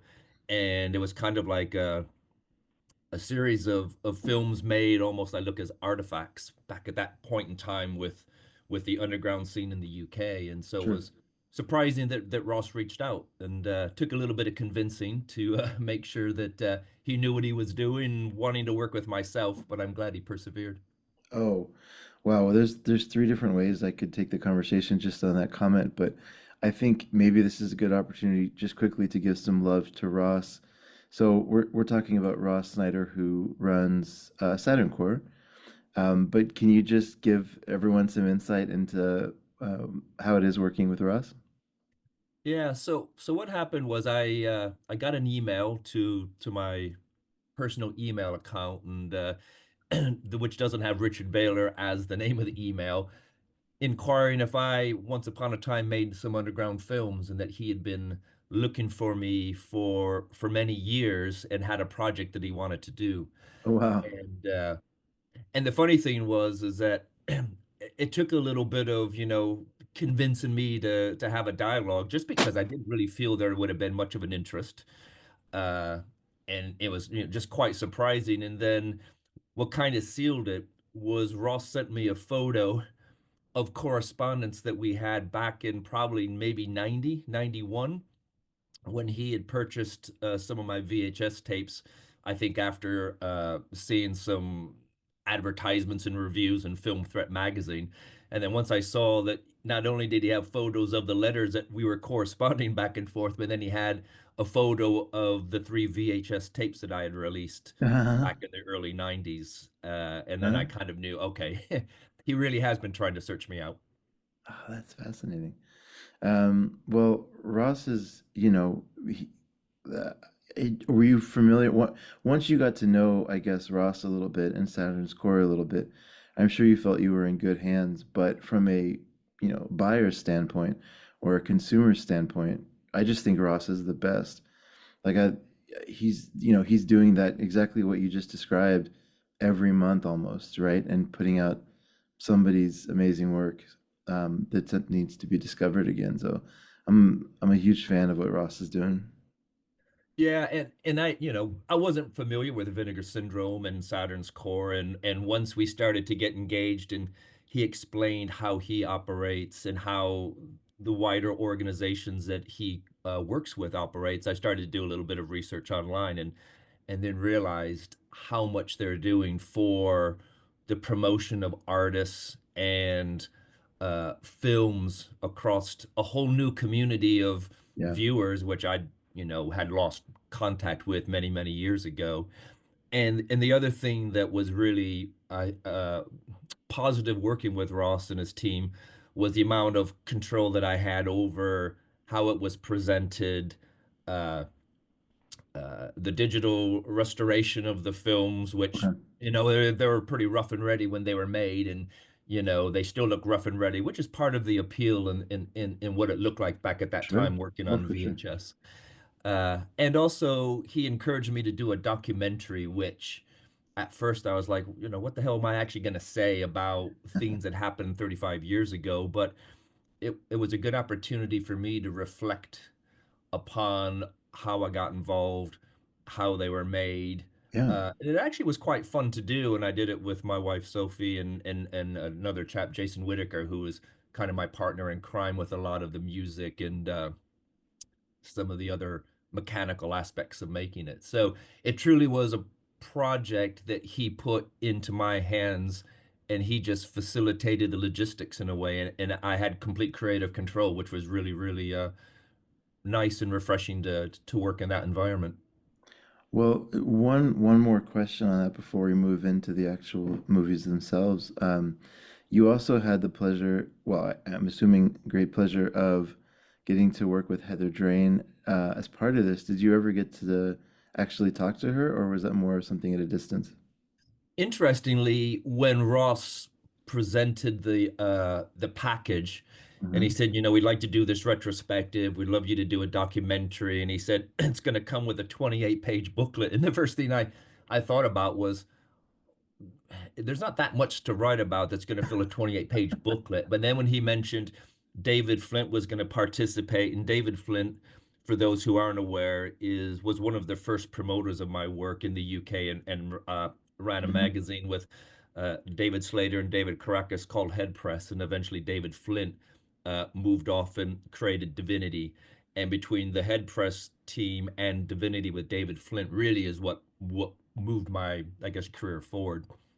He also mentioned that Vincent Albarano was going to be participating with an essay, and then he also then said Heather was going to work on it. And I wasn't familiar with Heather uh, in advance of that, but I read her piece on me as part of proofing the packaging, and she really had some great insights into the work. And I will say she's done an amazing job of an audio commentary over Cursium Delectus, which is probably worth watching her version of it than my original version. Well, we'll get into all that in just a second, but I really like that one.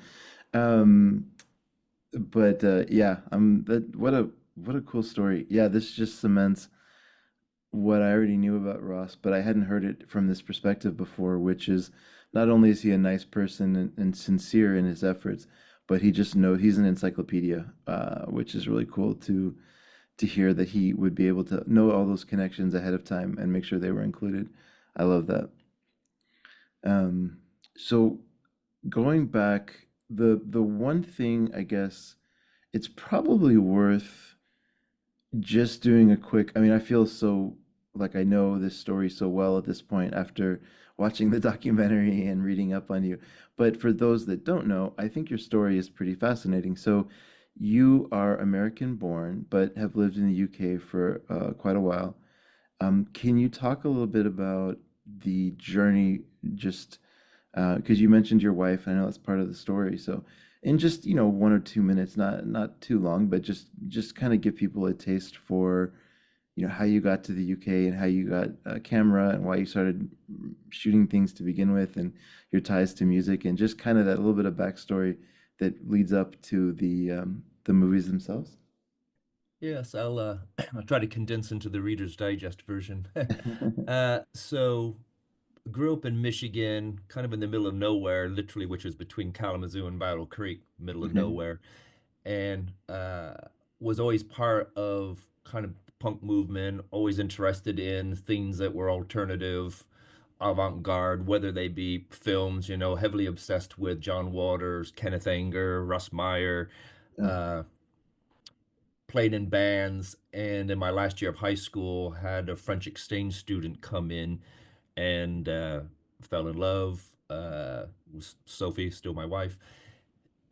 Had to also determine how do I get myself out of that middle America and get to Europe and kind of become part of the scene that I was also very much attached to and can stay with Sophie. So I joined the forces as a way of getting out of where I was at to England, and it was a means to an end.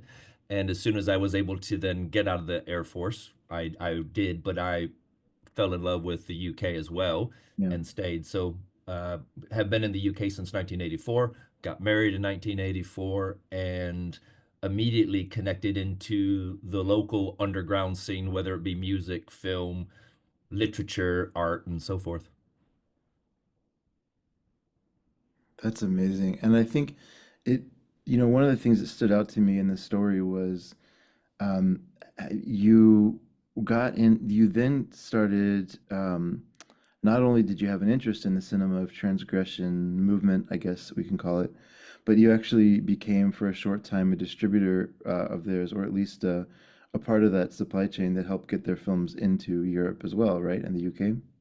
Yeah, that's correct. So how it all started actually, in a way, to me making films, was reading the liner notes to the Fetus All Nude Review, uh 12-inch Bedrock, because there are a few instrumental pieces that were used in Richard Kern's films. And on the liner notes was an address, and if I remember right, about PO box of how to connect to Death Trip Films. And so I made contact and then started to get some of the VHS tapes sent over from Richard, as well as Nick Zed, who at that point was promoting the Cinema of Transgression VHS tape, which was that compilation of, not just Richard Curran and Nick Zed, but also uh, John Spencer, for example, and there's a handful of other filmmakers on that. And then started up a bit of a conversation and communication with the filmmakers there. Uh, in a way, what really triggered in me is, as much as I loved Russ Meyer and John Waters and all of that, Hmm. it didn't seem that something that I was going to be able to do. But then it's kind of the punk rock attitude towards Yeah. music, and it kind of applied to filmmaking and cinema. And it was more about the intent and the emotion and the thought of telling the story than necessarily the the technical aptitude and mechanics that you might think you need to do it. And so that's kind of how I embarked upon doing this. And the very first foray into it was with the singer for Extreme Noise Terror, who I was very good friends with. And he was very much into kind of the gore side of what was called video nasties in the UK, Cannibal Yeah. Yeah. Holocaust, and things like that. So I was focused on this the uneasy and the unsettling kind of aspects of films, and he was very much more into probably the gore and the horror side of it. And so we kind of concocted a few stories to just kind of dip our toe into it and see what we could do. Just as a very quick tangent, as you speak about that, it's interesting that you bring up the punk sort of spirit because I grew up as a punk as well, and I had green hair for years, and I don't know. There's just like you kind of get into the let's call I don't know, like there's a way that you approach the world, I think, when you're in that scene for a while, of kind of not giving a fuck and kind of just saying like, I'm gonna go make my own path, right? Yeah, And exactly.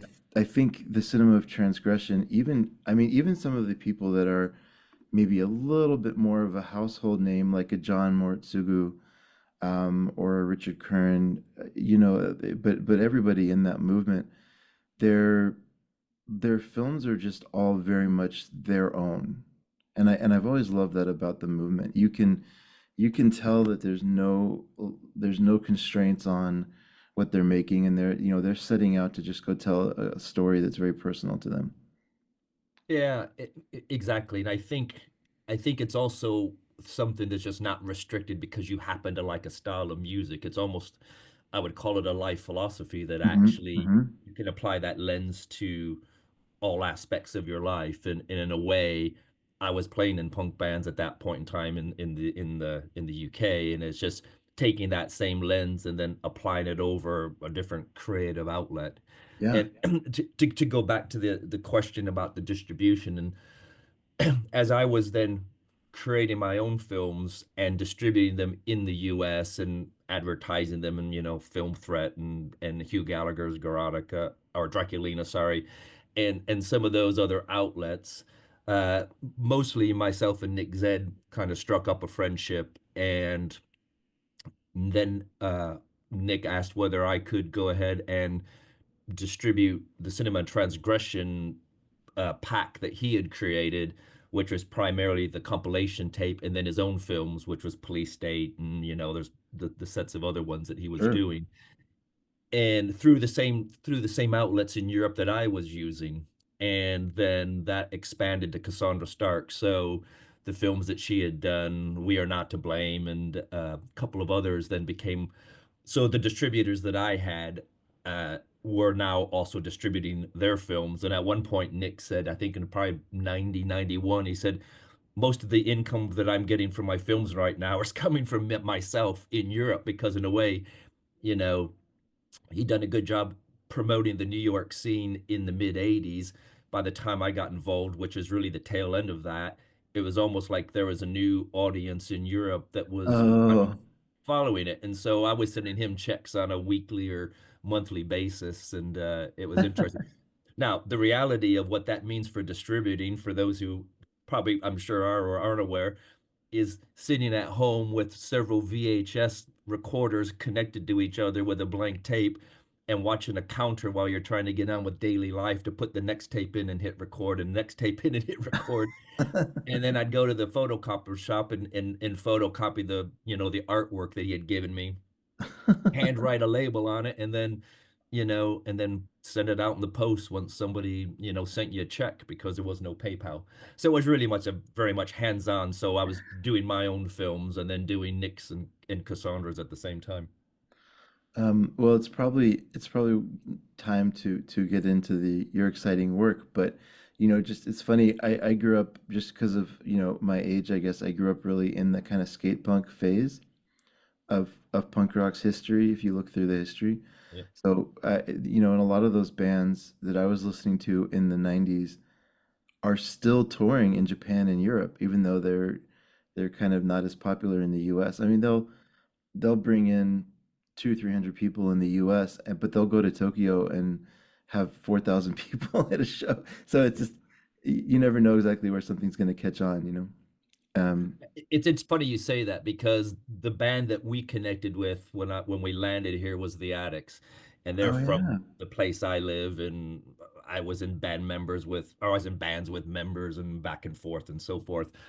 But they're the kind of band who's relocated to the US, and we lived in LA for a short amount of time, and if they came back and played in Ipswich, they get, a couple hundred people in the local pub. Right. But they could play South America and they play venues in LA. I was surprised at how many addicts, monkey's face on leather jackets and stuff in the 2000s still. So it is interesting how those things they kind of move around and take on a new life of their own. Absolutely. Yeah, yeah. I love it. Yeah, that's a great shout out to the Addicts as well. If anybody doesn't know them, go check out their music. But so you you started creating films essentially with friends, right? At least in the beginning. I think the first thing that I saw from you, and I don't know that this is necessarily in order of how you made it, but the first thing I saw from you was Thoughts from the White Wall. Um, and then Our Own Personal Hell. Those were the first two things I saw from you. And uh, the thing that struck me right away is your command of atmosphere. I just think, even from because the way, at least the way you told the story in the documentary, I don't think you necessarily set out to be a filmmaker as much as films kind of poured out of you as an expression of art. That's kind of the impression that I got. But then you took a liking to it and then kind of doubled down on it. Is it fair about kind of how you were feeling at the time? Yeah, I think that's a fair thing. I think probably the one thing that I would counter is that every film I made, I actually just made with my friends, and I never really ever advertised or seeked anybody to be involved necessarily that wasn't actually already part of that social circle. Got it. So in a way, what I was doing is also leaning on my friends to do things or to tell stories or be part of activities on the screen, which, may or may not be controversial depending upon what your perspective is. The first thing I did was Our Personal Hell, and that was really just me and Phil Vane telling a story about somebody who going through a very rough patch in their life had to make a decision about whether do you stick it out or do you not stick it out. And you'll notice that in the film that's on the release that I've used Einstürzende Neubauten and Dissecting Table, which is a Japanese really harsh noise band, because at first I didn't really think about scoring the films Hmm. with I was just using found audio. I, I also then took that what I learned from that. I didn't have a tripod, so the camera's really shaky. It was filmed on a right after Christmas, about 10 o'clock on a Sunday morning in the freezing British weather. So I learned an awful lot about just getting a tripod, for example, or don't try to edit as you film it, but just film footage and then go edit it afterwards. And you can film it two or three times. You don't just get stuck with one take, which is exactly what Our Personal Hell was. So each one was a learning experience, but I think one of the things I get is you kind of get loosely linked to the cinema of transgression, but you don't really seem to have that shock value. And when you watch my films, you'll realize I'm actually, like I said, I'm not really, although I appreciate horror and gore, but it's not really what I film. I wasn't really also out to do something very extreme and shocking as much as to create, I call it uncomfortable situations where morality is played out to some level of an extreme circumstances. So a lot of my films are kind of everyday occurrences, but kind of in an extreme way, or telling something around morality. And that layering of an atmosphere is kind of how I approached creating that. Well, there's a lot of thoughtfulness I can tell. I mean, there's um, even just staying on your own personal health for a moment. I think our own personal health, excuse me, even just staying on that for a moment. I think the what jumped out at me for it being a relatively short film was how immediately I kind of understood what was going on without trying to remember, but I don't think any dialogue at all, There was right? no dialogue and Yeah. yeah. And yet I immediately understood sort of the emotions that the character was going through, and there's quite you mentioned uncomfortable.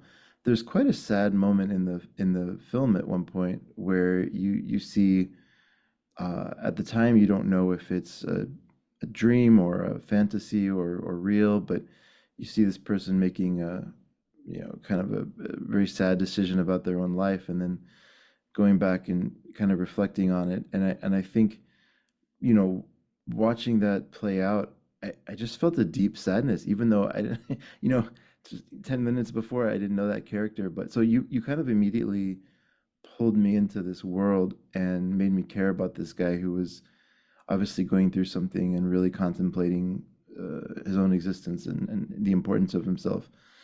So I don't know. It was quite powerful. I was really, I don't want to say surprised, but I was just really drawn in. Yeah, well, thanks for saying that because that was exactly the intent of it and the reason. And so that was never really ever made available. It wasn't on any of the kind of three VHS tapes. And Hmm.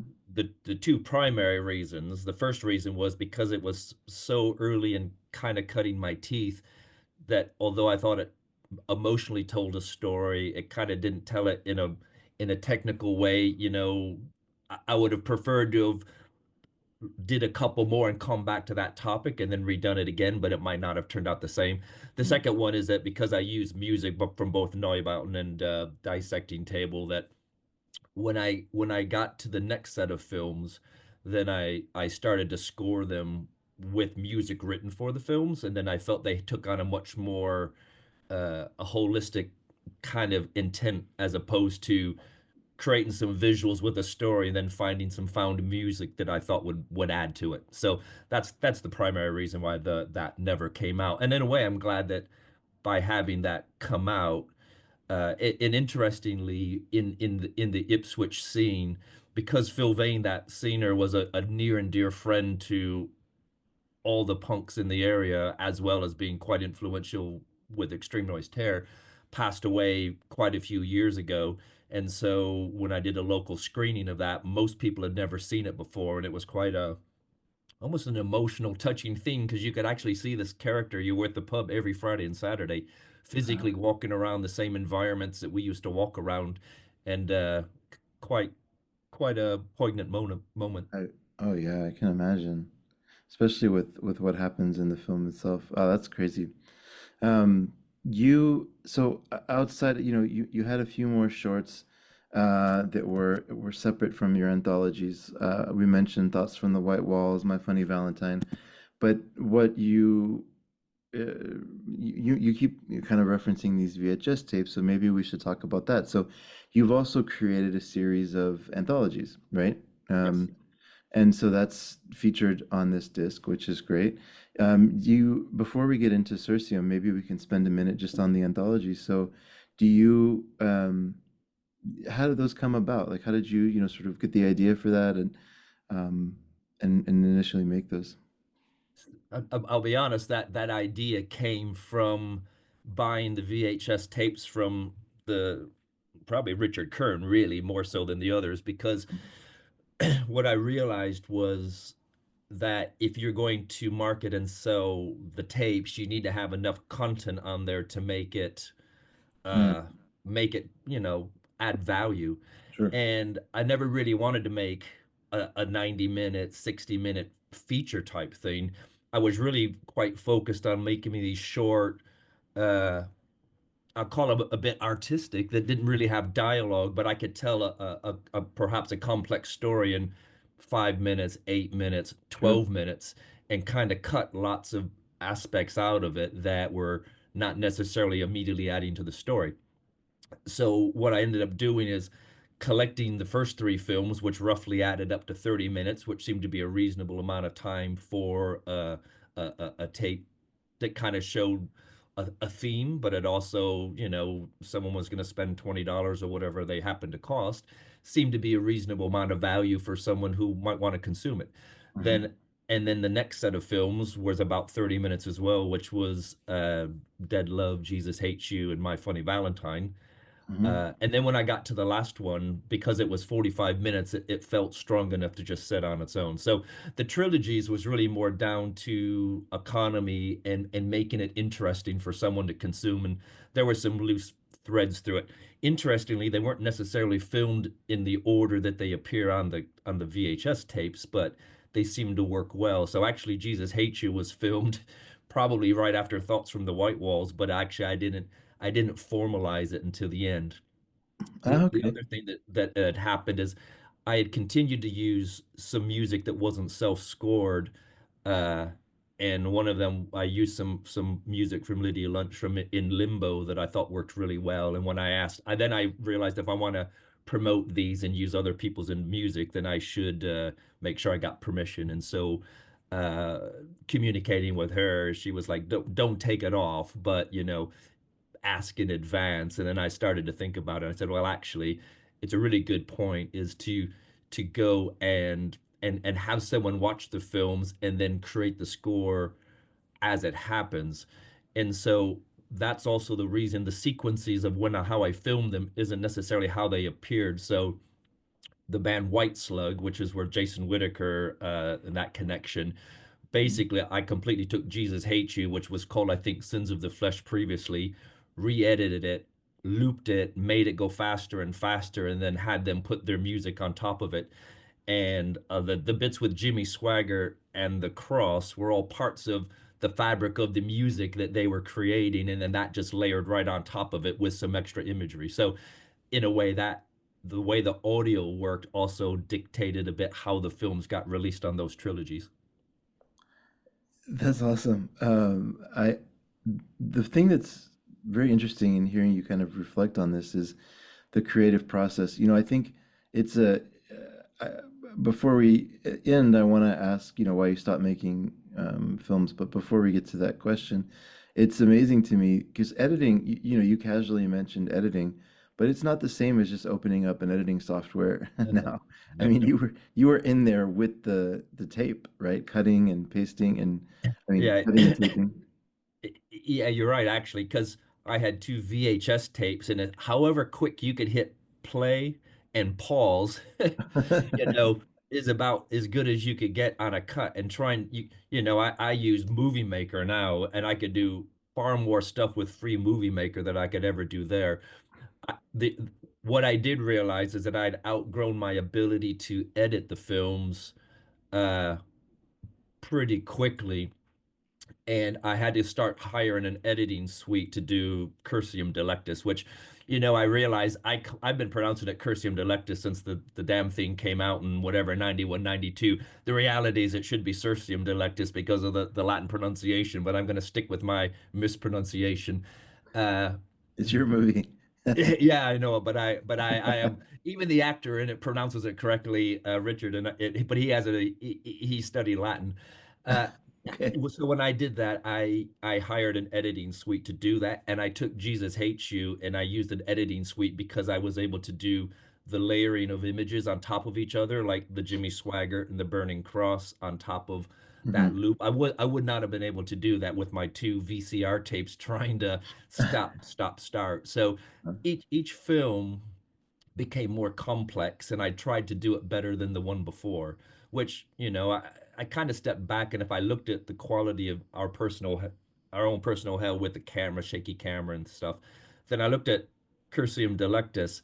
They were only filmed about 2 years apart, Hmm. but the leap of non-dialogue to dialogue, the camera angles, the sound effects, the all of Hmm. that, you could see the progression that was taking place in that kind of learning from my own perspective. Absolutely. Yeah, there's something to be said for just doing the same thing multiple times and improving each time. It's the momentum is obvious and the improvement is there. Let's talk about Cursium Delectus then, because it's interesting after seeing a lot of your shorts and anthologies, then to go into Cursium, um, it's a narrative and it's based on a true story, and it has, I mean, it's a it's a very well made. It's still, I guess, a short film, but I mean, it's pushing that full feature length. What is it, about 42 minutes or so? Yeah, it's just under 45 minutes. So it's pushing that feature length time for sure. But you tell an entire story here. So was that? Was I'm assuming that there was a lot of kind of writing and preparation for that, maybe more so than in your other work, or how was it making that? So that one, the story itself came out of Head Press, which is Hmm. one of those magazines that was a huge supporter of myself. And there was a big piece on this Douglas Clark, Carol Bundy, Jack Murray story of happening in Los Angeles in 1980. And the thing that I was very interested in was around the perception of good and evil, who's the perpetrator, who isn't necessarily a nice character but gets pulled under, Hmm. and that was the impetus for me to make the film. And because it was such a narrative story, unlike some of the other ones were either very artistic and freeform, like Jesus Hates You and Thoughts from the White Walls. Good things happen to those who love the Lord had a bit of this narrative that was starting, Sure. albeit without really any dialogue. So it was a big leap to be this narrative, and the planning to do this did take an extensive amount of time. I would probably say it took me about a year from the storyboarding, because I did storyboard with, you know, blank piece of paper with squares of where the camera angles were. As I tried to Amazing. progress as a filmmaker, uh, the cast was quite large. Every Yeah. single person in that was a friend that, I asked, would you like to do this? The lead actress, Lisa Carell, had never been in front of the camera before. Hmm. And when you make a non-narrative film, you can get away with a lot of things when it comes to voice and dialogue and projection and so forth. And then when you make a narrative film, you got to feel comfortable whomever's going to project this emotion can do so in a fairly realistic way. And so it required lots of planning. We had to get proper microphone to record audio, which wasn't perfect. We had to get little light lamps and flex things. So it almost felt like a proper film, getting Yeah. film locations, which were just mates' houses, and most of it's guerrilla filmmaking. We just kind of get in on a Sunday morning, film it, and we go out. So it truly felt like making a film, and a very laborious process. But I think it turned out very well considering the limited funds, the limited technical abilities, and the fact that most of the people on the camera never spoke in front of the camera before. Well, and I mean, just to, double on that for a second, Lisa Carell did a phenomenal job because you don't know at the beginning of the story, you don't know exactly what's off about her, but you can just feel something is kind of off. And then, so she conveys that emotion from the first, maybe not the first scene, because she just is a sweet, Yeah, picking helpful up a person. hitchhiker. Yeah, yeah, she's just being helpful. But then, I mean, very quickly you see her kind of, there's something off. And as the story unfolds and you get to see what's going on, you're just like, oh, wow, she actually does a phenomenal job in this. Like she really understood what was happening. It was interesting. So we did a screening in Ipswich as a film release party, so to speak, and the people who were involved attended, and most of them had never really watched it since it happened back Sure. in the early 90s. And Lisa was there with her husband who had never seen it before, and I had taken the 45-minute film because I didn't think people were going to want to sit through 45 minutes, so I edited it down to 30 minutes and then showed a few of the other shorts around it, so it wasn't Okay. too laborious. And to be fair, it probably worked better in 30 minutes than 45, but me just being very judicious, I'm cutting stuff out. Okay. And it was quite surprising. And her husband turned to her and said, wow, I never would have expected, that you were able to just pull that off with never having done it before. So, Right. so yeah, that worked out really well. That's definitely, yeah. I mean, everybody was strong. I mean, even the main actor, Richard Munn, is that right? Yes. Yep. Even he was perfect in the role. I mean, the casting was great, and but I was just, I don't know. I guess her character probably had the biggest arc or the biggest sort of change, and she nailed it. Yeah, yeah. She kind of has to carry it because of the way, if you think about it, you always have this thing about the hitchhiker is going to be the person who's gonna Right. cause havoc. And there's this element that he is the hitchhiker and she picks him up. She ends up causing the havoc, but at the end of the film, he ends up being the murderer. Right. right? Right. It, it Right. ends up being self-fulfilled prophecy. And Right. so, Right. and the reason we'd use the van is because in the real story of the Carol Bundy Douglas Clark, the van is the crucial thing where a lot of bad things were happening. And so that's why most of the things that are filmed, at least it's in that van because it's crucial to the real story.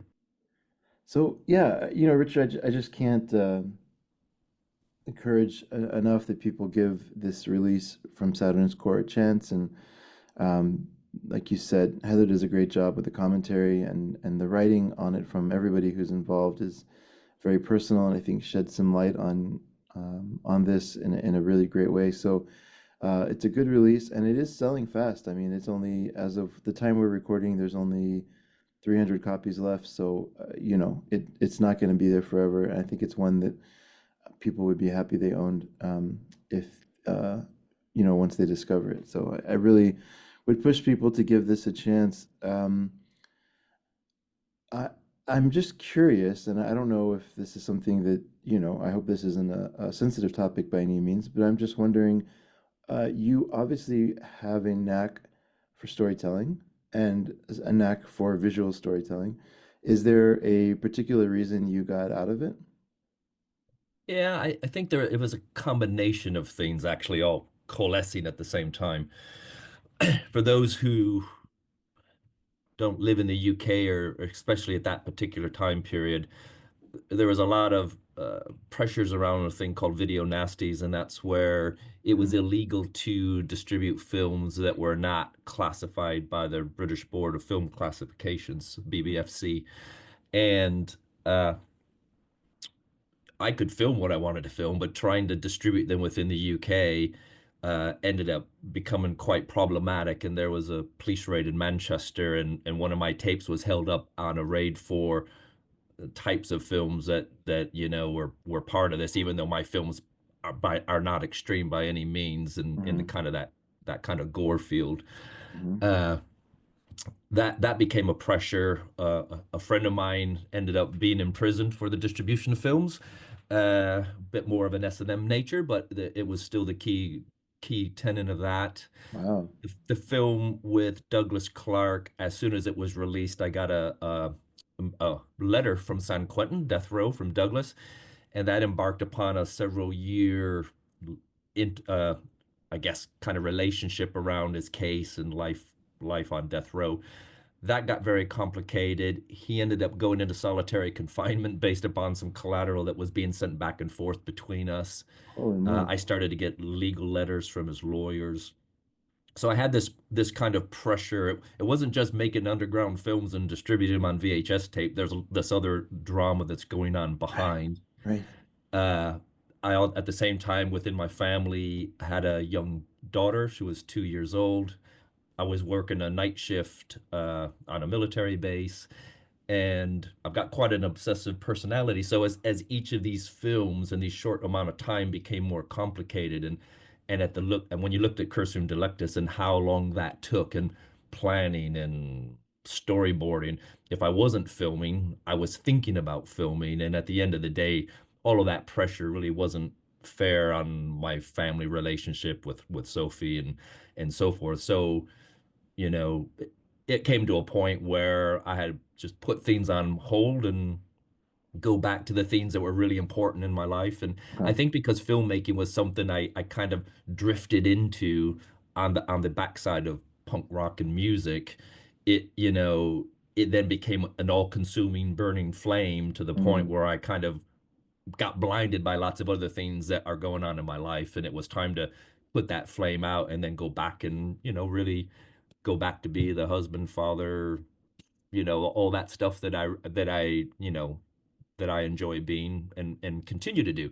I still play in a band called Earth Motherfucker that I was playing with since the mid 80s, and I still do that. There's a huge visual aspect of that. We play with visual projections and that are quite choreographed to the music and stuff, and that's always fun to do. So that's why it was quite interesting that such a long period of time had taken place with no real activity in the filmmaking front, that finally Ross found me, and he found me through Vincent Alberano, who had found me because of the band EMF, and he ended up kind of tracking me down through that, and that's kind of how that whole connection started. So.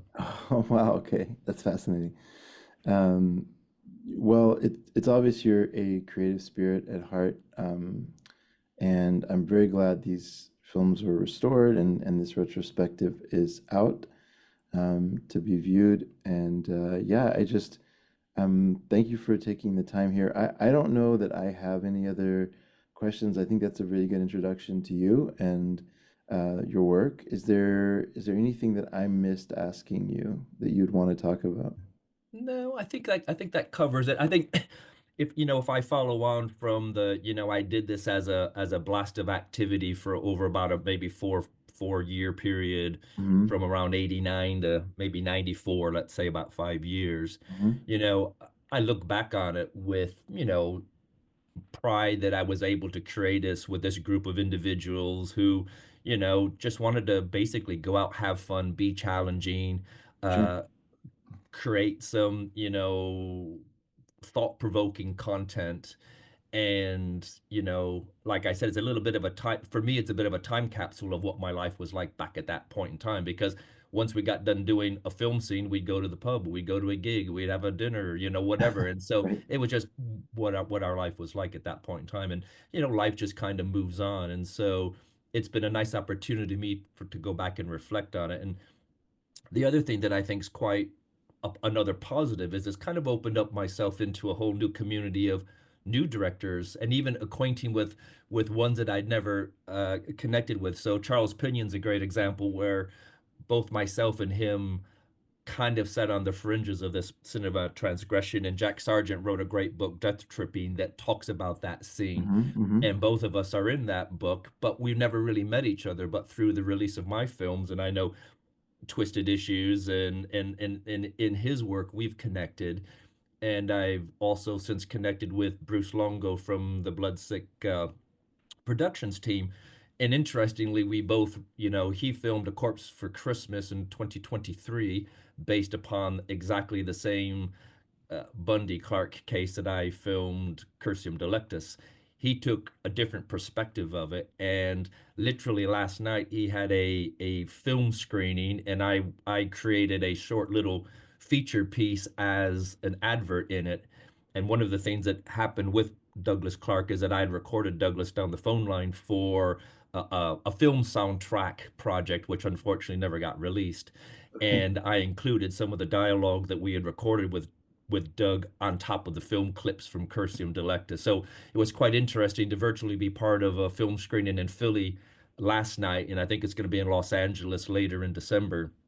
So in a way, it's connecting with a new set of filmmakers, connecting with some old filmmakers who I hadn't really had a personal relationship with, and kind of understanding what's out there in the SOV market. Because, like I said, I wasn't familiar with Vinegar Syndrome, and when I look at the titles, I haven't heard any of them. To be fair, I just watched Flesh Freaks this past week, which I thought was really entertaining, and I Yeah. really liked the work of Pendergrast. And actually, what I like about Ross is it's not just that film, it's what are the shorts? What are the other things you've done? And actually, some of the shorts that Connell Pendergrass has done is really, really great work.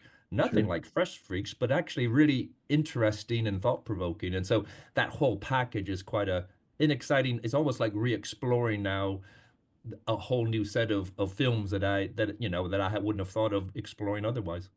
Yeah, I mean, some people call it SOV, regional filmmaking. You've used the term underground filmmaking for your stuff, your work, and they all kind of are getting at the same idea, which is just this, if you have an idea and you have a camera, you can go kind of make the story you want, right? And I love that spirit. And the ones that are interesting and compelling will typically be found and by somehow and restored and preserved now because not only Ross but Vinegar Syndrome has several labels focused on SOV, and there's companies like Visual Vengeance that are out there seeking as well, even outside of the Vinegar Syndrome world. So yeah, it's a fun time, I think, to be a fan of underground filmmaking. I think it's getting a lot of attention, and it's another reason I was so thrilled to have you on and kind of talk about your journey because I love your story, and I think the films speak for themselves. So, Well, Richard, listen, thank you thank you so very much, Chris, yeah, for having me come on and kind of talk about that past. I really appreciate it, and hopefully it'll resonate with your viewers, and hope everyone has a happy holidays and get more DVDs and films under the Christmas tree to watch in the years ahead. Richard, thank you so much. Thank you, Chris. Okay, well, kind of in the spirit of end of year reviews and kind of end of year discussions, I thought I would join Celeste de la Cabra for the 15 minutes with you segment this time. And I don't think, since it's an end of the year, I don't know if we're going to be necessarily beholden to actually 15 minutes, but we'll see how it goes. Celeste, thanks for letting me jump in. Yeah, of course. Thank you. Yeah, of course. I have to ask you right out of the gate, what is it, how much, what percentage of your music listening is The Smiths? Oh boy. So they were my favorite band for like 5 years. When Okay, I was 16, I really got into them and it was like life-changing for me. sure. Um, and just well into college, just the Morrissey and the Smiths were like a mainstay. I think if you look at my last FM statistics, both of them are still in the top 10. But Okay. since graduating college, I think it is just been a case of Morrissey's antics kind of souring it, and it's just Yeah. finding other things that kind of scratch that itch, like Sufjan Stevens and the magnetic fields and that kind of thing. And it just it's not ever something that I'm gonna fully excise from my listening or my life or anything like that, but it's just not something that I return to with the frequency that I used to. I mean, I guess there's also just how many times can you listen to like what, five records over and over and over Right, again? right. Yeah, no, You of course. know? Um, Yeah. yeah, I don't know. I've seen Morrissey live like four times, something like that. Like it was really a big deal for me for a while. And then I think one day, I think it was when he was like defending Kevin Spacey. And then after that, like doing COVID conspiracy, I was just like, I think I've had enough of this. Like, and I just kind of said enough of that. And then, he comes back every once in a while. It's just, it's kind of like an abusive relationship being a Morrissey fan, to be honest. But I think that kind of fits somehow with the the whole ethos of like the emo kind of ethos that you're in an abusive relationship. I feel like it's like part and parcel with the lifestyle. yeah. Yeah, his last few records haven't been that good either, so that kind of makes it easier to walk away a little bit, but I don't know. It's always going to be there to some extent. You were talking about Sufjan Stevens a minute ago. I can't remember which album it was on. I think it was Illinois, but the song he had about Ed Gein Hmm. is just John amazing. Wayne Gacy Jr. Oh, John Wayne Gacy. I'm sorry. It's It's been a while since I've heard devastating. it. It's such a fucking good song. It's such an amazing piece of songwriting. Yeah, Oh my God, I remember because it's he's a such. rough one. It's very yeah. It's haunting. And like I remember at the time he came out, I was still identifying as a Christian and like going to church and things like that. And Hmm. he was such a controversial figure because he was like he kind of came up that way, but his lyrics were so deep and thoughtful, and the church just really wasn't used to that. And he had like nuance in his lyrics, and that just confused everybody. And so Yeah, he was part of probably. I don't think he continues to call himself a Christian, if I remember right. He separated. I think he does. Oh, he Like does. so, as a recent convert, as it were, to the music of Sufjan Stevens, a lot of this stuff was pretty unclear until his newest record came out and he made that post about his late partner, because he wasn't explicitly out as gay or bisexual until then. And there was also like lyrics on his um, last few records that kind of suggested that he was walking away from the Christian thing. Um, but he put out the statement and like it ended with like some very Christian stuff, and Okay. there's some very Christian messaging on the new album and everything. And Okay. Okay. Fair enough. so it's really interesting to have a figure that is in the public eye as like being so devoutly Christian but also very obviously gay, you know. Right. There Yeah. is that Yeah. Yeah. inherent tension that I think is explored really well in that song in particular. That's true. Yeah. He And him and there's another guy named Pedro the Lion, um, Mm. who was equally kind of thoughtful, and I'm pretty sure he left. But those were the two kind of singer-songwriters that were like it was interesting to discuss them with people that were active in the Christian church because they didn't know how to handle it. Um, they were always just like, I don't know, like I don't know what he's talking about. It seems like I shouldn't like him. I don't know why. There's that Um, fun Facebook page, I think, and it's like, is Sufjan Stevens talking about a man or about like, is it gay or is it Christian? Like the because his lyrics can work either way when he's kind of exploiting that element of a lot of church music where like if you just pretend that it's about a man instead of God, it really does just kind of sound like gay love songs. And he's just like, I could just do that, you know? make a career out of it. That's amazing. Well, I think a conversation about the Christian church is the perfect lead in into the Uh-huh. segment that we're talking about today of Yeah. all the hardcore titles in the Vinegar Syndrome and Melusines back catalog, because statistically that's where most of the people that are watching porn are coming from, anyways. Right. Um, but yeah, so you very graciously, wait, I can't remember. No, it was your idea, right? Initially to do this. Yeah, because I saw that That's you right. were doing all the titles, and I was like, well, you're not doing the hardcore titles. How come? And you were like, look, I gotta call it at some point. And I was like, that's so valid. There's so many. Yeah, And I was just like, man, somebody should do this. Like somebody should take up the mantle for this stuff. Because like maybe as we'll discuss later, it does seem to be kind of undervalued and underappreciated and unloved compared to a lot of the stuff on the proper site.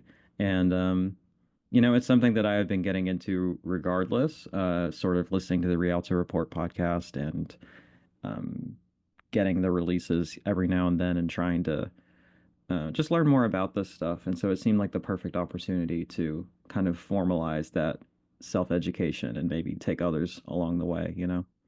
quick love for the Rialto report. That is Oh my God. a college level course. It's like NPR, but for like fucking degenerates, you know? It's so good. Yeah, yeah.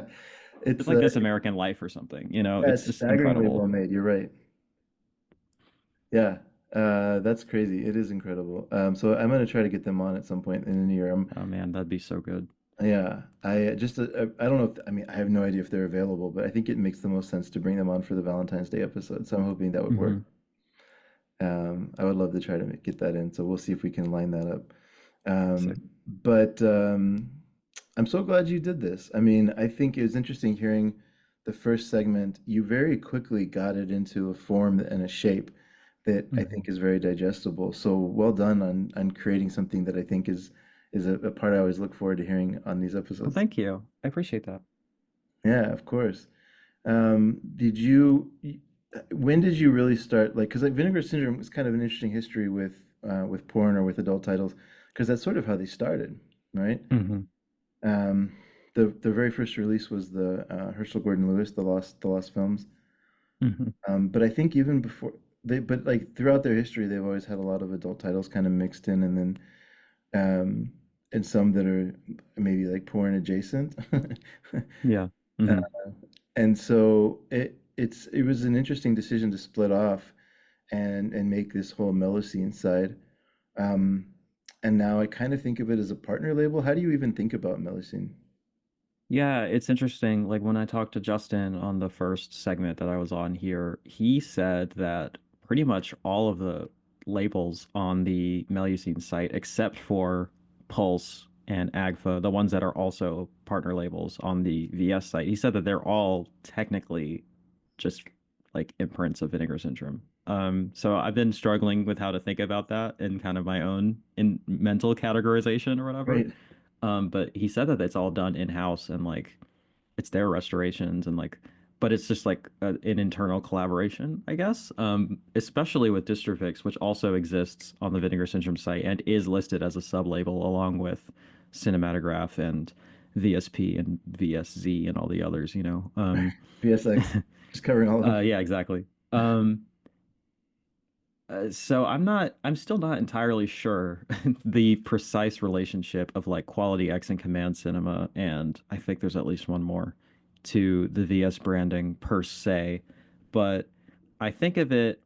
I mean, they call it the sister site, and that's sort of how I think about it. But like Melusine in particular, I just think about as a VS sublabel, just in a different home, I guess. Yeah. Um, but yeah, you know, I know that a lot of people had been wondering why they did this in the first place, and there had been guesses, but our mutual friend Ryan Verrill finally just asked Joe Rubin on his most recent interview, and he said that what it was a lot of credit card processors and everything were like, we're not doing this stuff, you know? So they had to make a decision to like they could negotiate like credit card rates, I guess, or like percentages or what. I don't know how the business side works, but essentially like they were losing money hosting it on the same site because people were charging like PayPal and all these other places, I guess, were charging more to have that stuff there. So to have it separately, they could just kind of have them in separate buckets and like kind of it wouldn't have to kind of get in the way of negotiations on the other stuff. Um and when it first happened, I think a lot of people who really value this stuff were kind of like, oh, it feels like we're kind of turning it into the black sheep of the company, Right. like making it separate and everything. And I think it was Oscar who said, like, no, it's going to be great. It's going to be an opportunity to like do more of this stuff. And I think that that has been true and that there's way more hardcore releases coming out. But I do wonder if there has been a hit in visibility and in sales because of the separation there. That Yeah. was a big tangent, and I think you were asking me how I started to get into these titles, so maybe I'll steer us back there. No, no, no. Actually, let's just go there now that you opened it Yeah. up because I think this is a really interesting topic, right? Like Hmm. they vinegar syndrome has this weird or very fascinating magnetic effect where once a month at least there's thousands of people that go onto their site around the same time and just Hmm. buy whatever's on the site, right? And it's like there's some titles like The Keep recently sold out, the limited edition sold out in like 12,000 copies sold out in like 3 hours or something, It was a little over 12, I think. or But 12 hours. I think it was 13 hours. I think it was a record. Whatever the number was, it was a new record, which is wild. Insane for 12,000 copies of a Hmm. movie. And like, but there's At always a some, like, premium price too. It wasn't a $10 movie, you know? It was like $50 or something, you know? absolutely. And there was a title that was Hundreds of Beavers. That was the one I was thinking of Oh too. my God. Sold out in Uh-huh. minutes. Yeah. And so It sold out of that. It sold out of the standard. They restocked over 2,000 units of the standard, and I looked the other day and it sold out again. That's fucking crazy. I haven't seen that happen yet. it's like the Morbius effect where like there was no real reason for people to love that as much as they did. It became like a meme. Um, but yeah, I think the Keep is the one that's going to have an imprint release. So there's a way to get at least Hmm. the movie if you just don't want to pay eBay rates for it. But but it's kind of an interesting cultural study, right? I mean, I don't know how many collectors there actually are, but it seems like there's at least 12,000. Uh-huh. That seems to be the minimum, right? Yeah, which is a bigger number than I would have expected. So, they're kind of I think everybody who collects physical media kind of knows about Vinegar Syndrome now.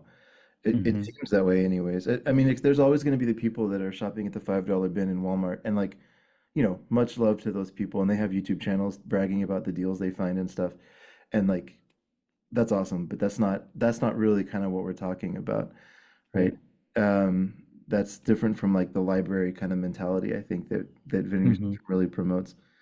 Um, but for some reason, for anybody who's not affiliated with Vinegar Syndrome, unless you have an incredibly strong brand like Severin, Arrow, Mondo Macabro, like unless you have a dedicated fan base and like a super loyal brand, I think they're kind of like they're making it difficult to be a boutique label a little bit right now, Yeah, which is they are kind of interesting. monopolizing the industry a little bit.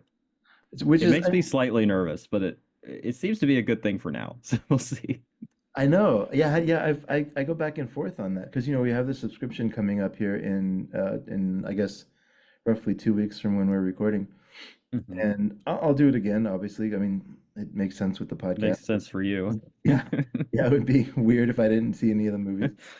Um, but I don't know. Like I'm not above if I feel like they're just becoming a studio, like if they just become Uh-huh. A24, I don't know, like that's not as super interesting to me. I kind of like the underground nature of where they were, for a while.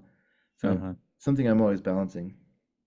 Yeah, I think there's maybe some sketchy stuff going on the business and marketing side of things that leave a bad taste in my mouth. But in terms of the actual work they're doing, I don't think we're at the point where they've sold out or like rejected their mission or anything like that. Like, I mean, The Keep is a big movie, but it's also like that was a big deal. Like, people have been wanting that for a long time. And like, I don't know, these VSU titles that are just like really big studio pictures, but they're also like kind of maligned, like schlocky, dumb movies that like a lot of people would just say that movie sucks. And then, VS is like, no, it actually rules. We're gonna give it the $60 treatment or whatever, Right, right.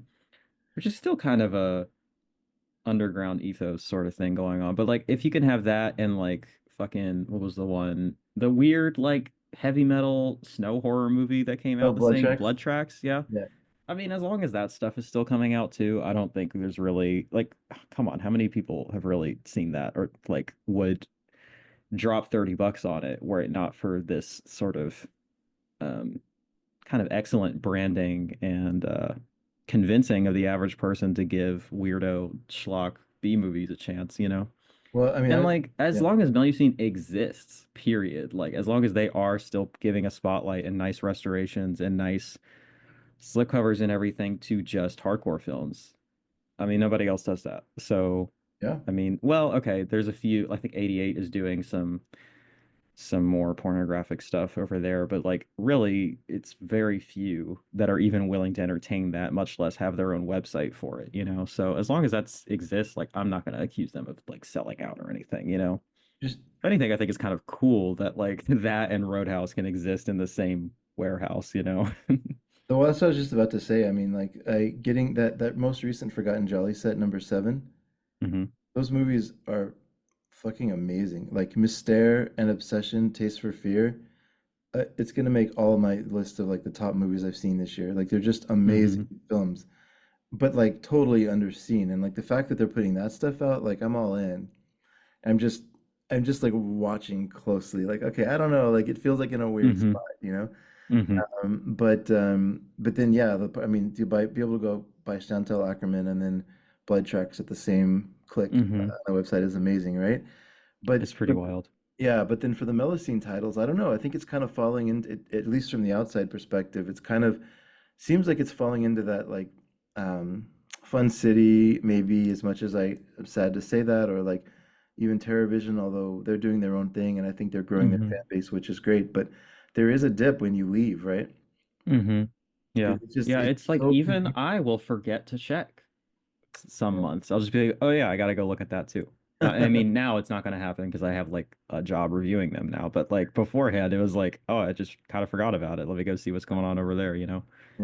And I mean, if you're a regular buyer, like I have people in my Discord and my Patreon that are like real uh hardcore enthusiasts of this sort of thing, and so they're always checking. But like for the type of person who would buy it every once in a while, I think you're going to be less likely to remember to go check when you're so excited about the literally 30 titles being announced over on the proper site. Yeah.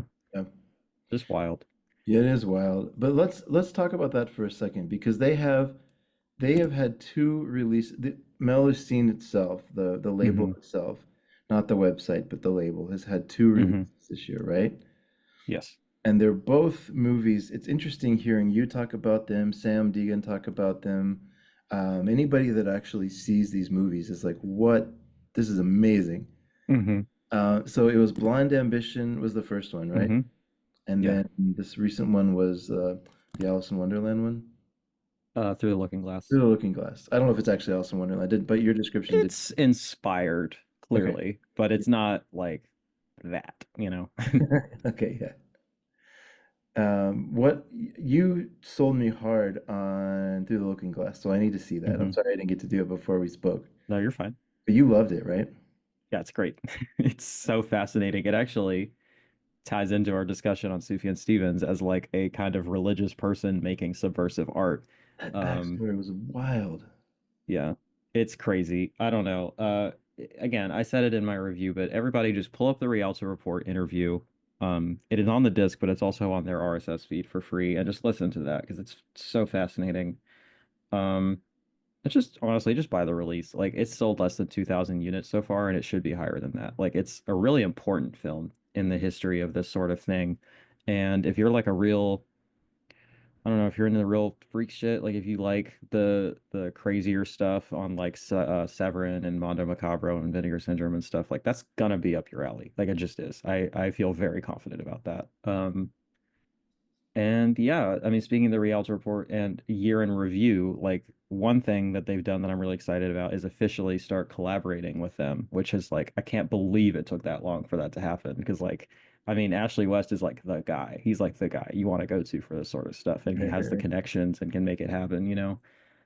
So I anticipate the quality to just go even higher. So yeah, I'm excited about that. Yeah, I mean, you were talking about the 88 film stuff. Are you talking about the Roman porno stuff that they're putting out now?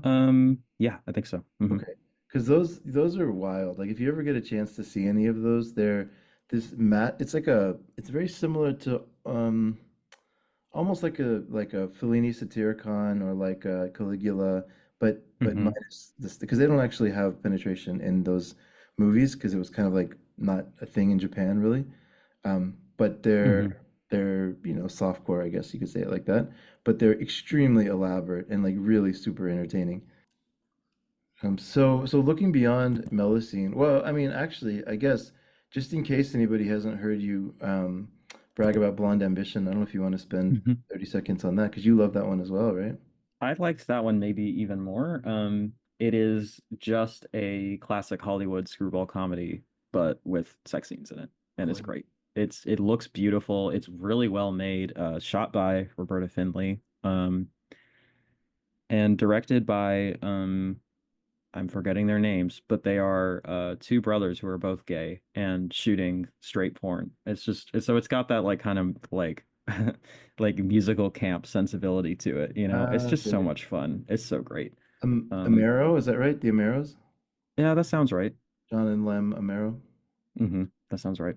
Um, and yeah, you're right. Oh, they even got Roberta Findlay for the commentary. That's awesome.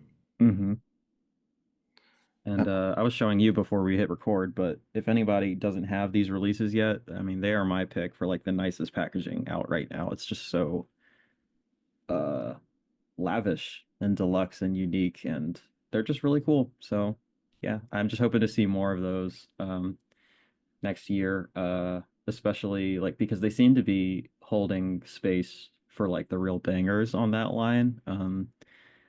So like some of these bigger films that haven't had big releases, like The Devil and Miss Jones or Deep Throat or something like that, like some of these real big ones, yeah, um, it'd be nice to see them get chunky additions in this line and everything, you know? they like them thick. I Hmm. guess, yeah, I mean, I guess buy these first two releases so they continue to get more then. Well, there's Uh, one more that came out last year called The Tale of Tiffany Lust that was really good too, but I don't think that one's as popular. Um, but I really liked it. It's just got this like beautiful New York City cinematography to it and a really fun conceit, and I don't know, I've really just enjoyed all of the films that are on that line, honestly. that's great. If you go on the actual Melusine website, they release from a few different companies. It seems like the company that gets the most releases outside of, well, really the most releases overall, because Melusine doesn't get that many, but Quality X seems to be the largest quantity of releases. Hmm. And that was, do you know much about them? That was actually a studio, I think, for a while, right? Like I they're don't know much of anything about them off the top of my head, and I'm double checking, but I don't think. Mm, yeah, I didn't get or watch any of these. I did the two for December. I have both of those on the way, so I will be mm, popping my cherry with Quality X, so to speak. I was trying to think of a less obvious metaphor, but that was just the one, you know. So we'll see how that goes. But yeah, they I don't know anything about them to be honest. okay. Passions of Carol and Alexandra are the two that I think that are coming out this month. Hmm. Let's see, how are they selling? Yeah, they're selling okay. I think it seems like for everything is so if I don't know if you notice if you ever think of like this, but if you go to the VS website like the day like on the first or the second and kind of buy stuff, um, Mhm. you can see that other than the stuff that's like flying off the shelf, the average release, gets like 300 right away, and then some of them will get like 6, 700 within the first day.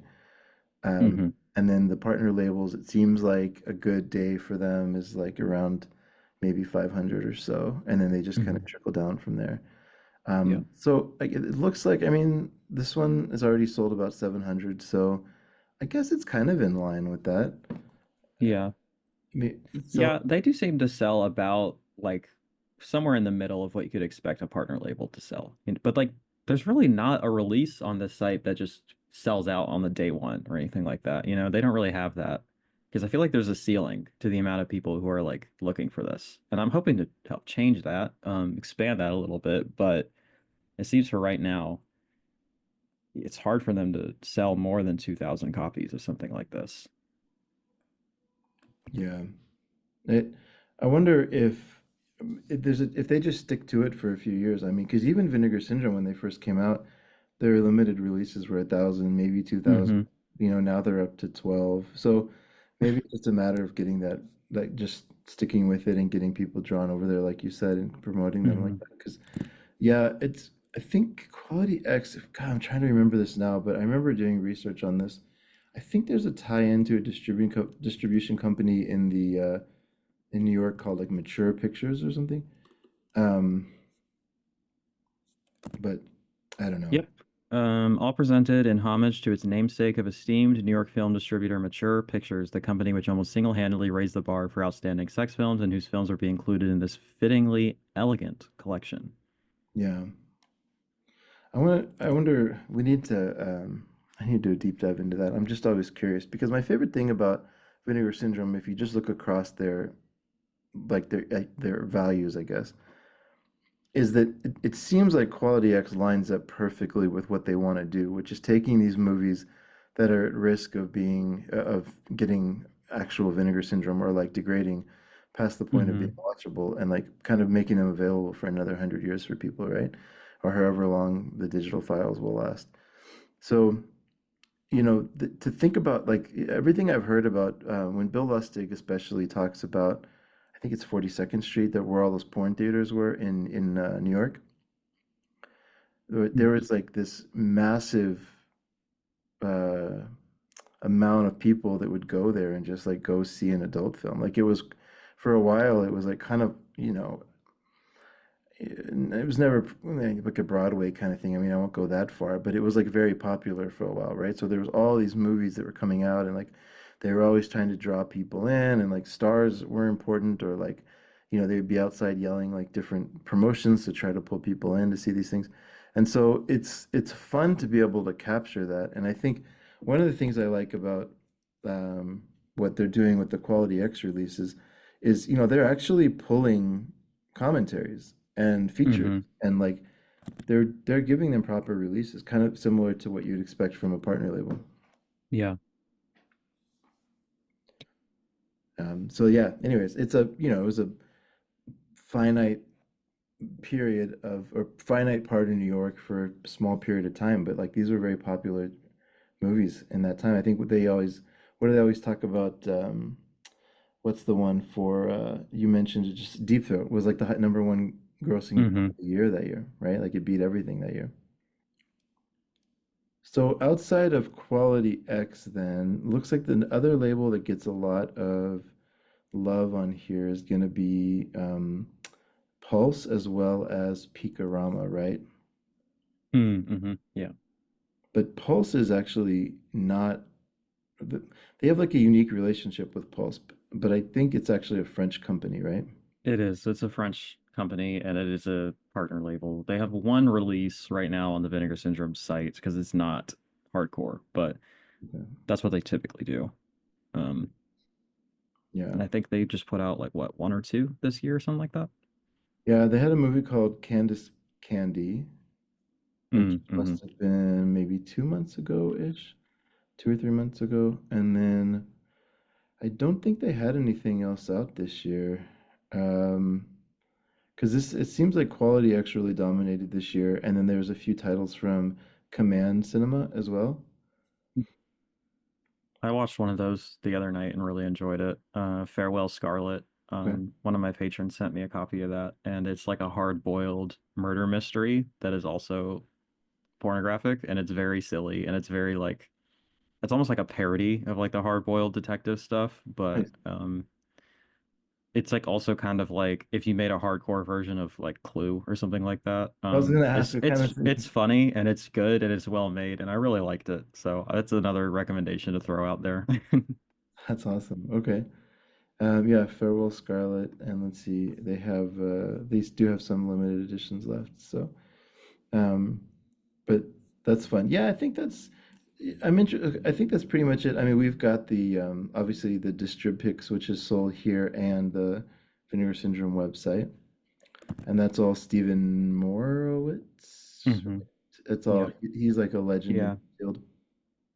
Yeah, Distripix has like been around, I think, yeah, we said 50 years, and now they're just doing a full-on collaboration for their home video stuff, which is really cool, just because I think they have an extensive library of stuff Yeah.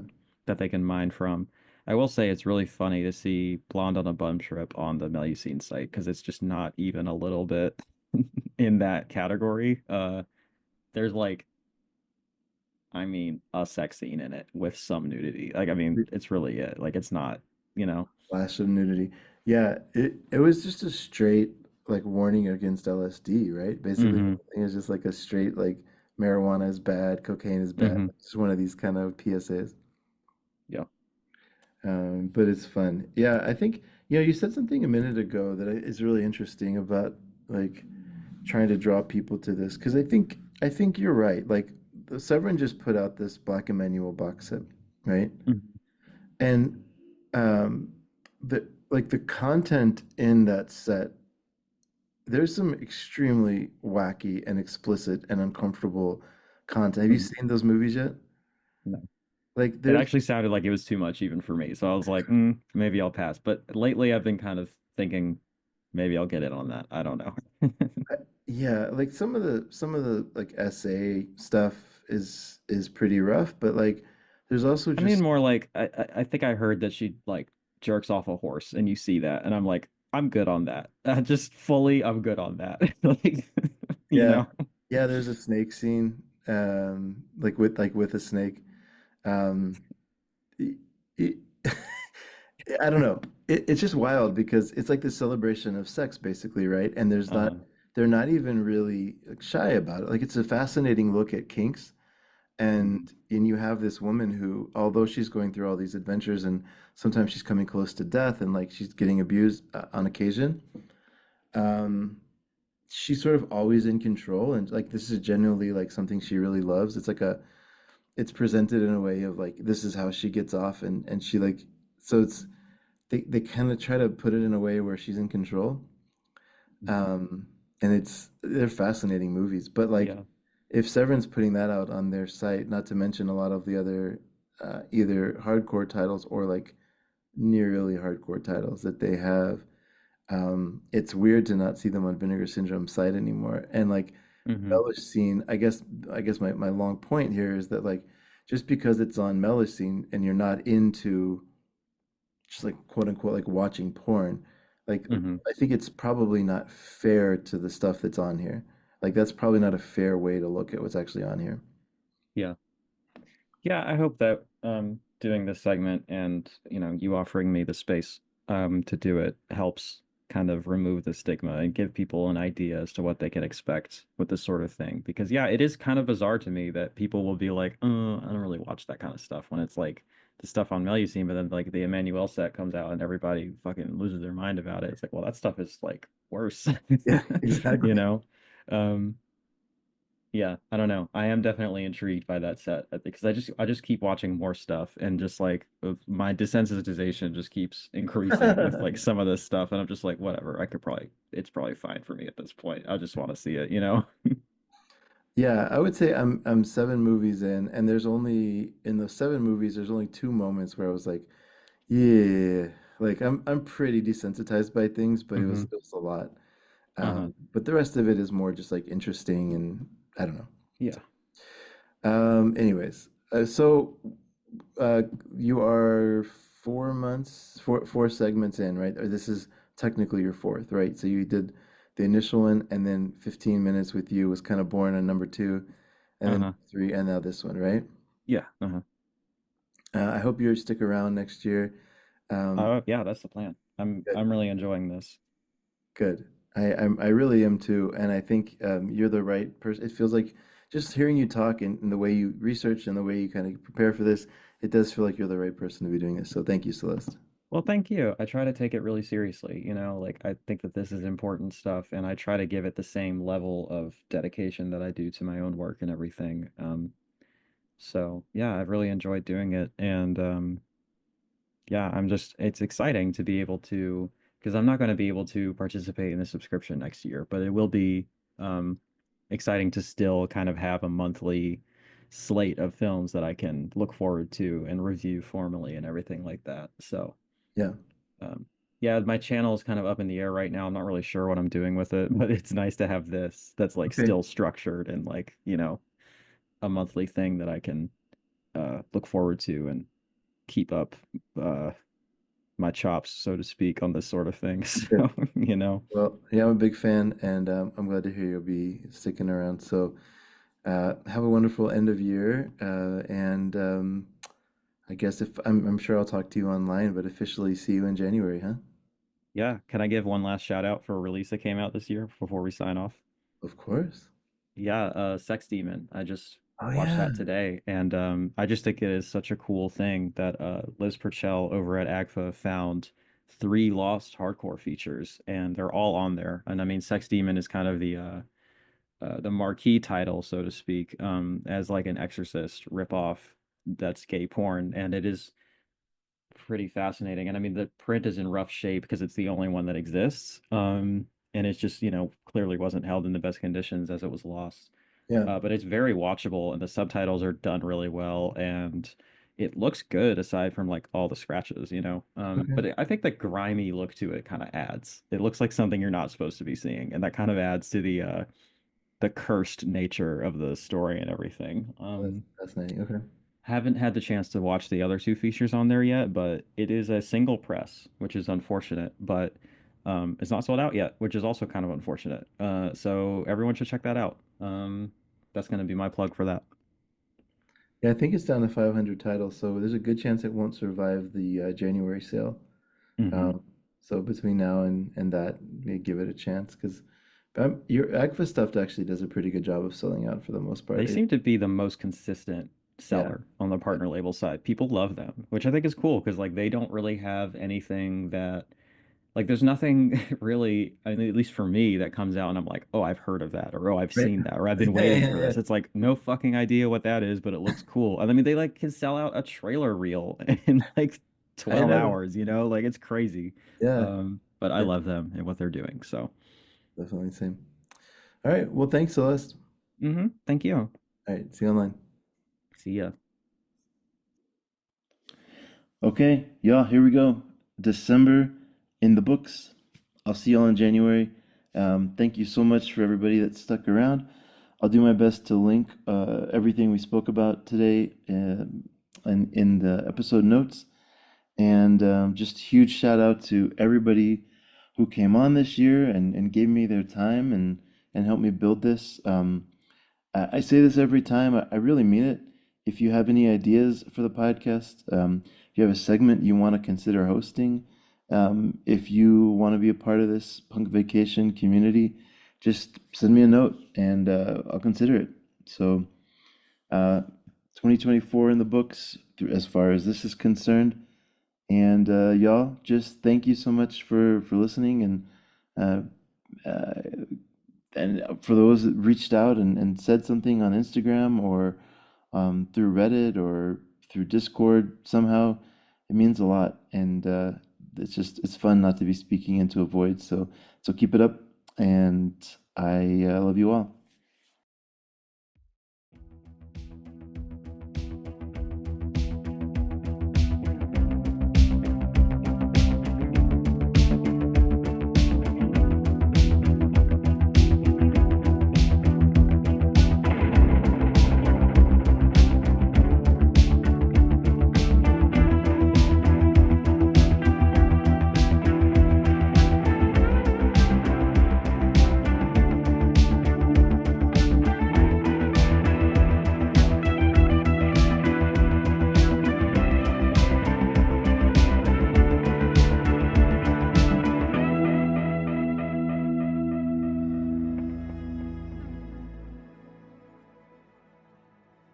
Thank you for listening.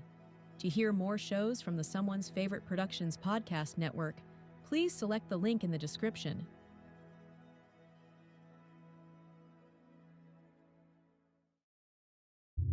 I am Adam Lundy, the host of the Radiance Films podcast, a show that is dedicated to all things Radiance Films.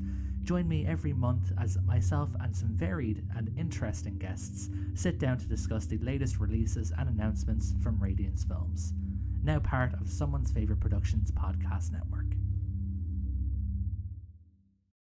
Hello, my name is Kevin Tudor, and I'm one of the 3 hosts of Almost Major, a film podcast dissecting many major indie studios and the films they release. Every week, myself, Charlie Nash, and Bryden Doyle discuss overlooked, forgotten, or bona fide classic indie films via studio-specific miniseries. We've previously covered numerous films from Artisan Entertainment, Lionsgate Films, and New Line Cinema. Titles including The Blair Witch Project, American Psycho, Dogville, But I'm a Cheerleader, Saw, Requiem for a Dream, and Ringmaster, you know, the Jerry Springer film.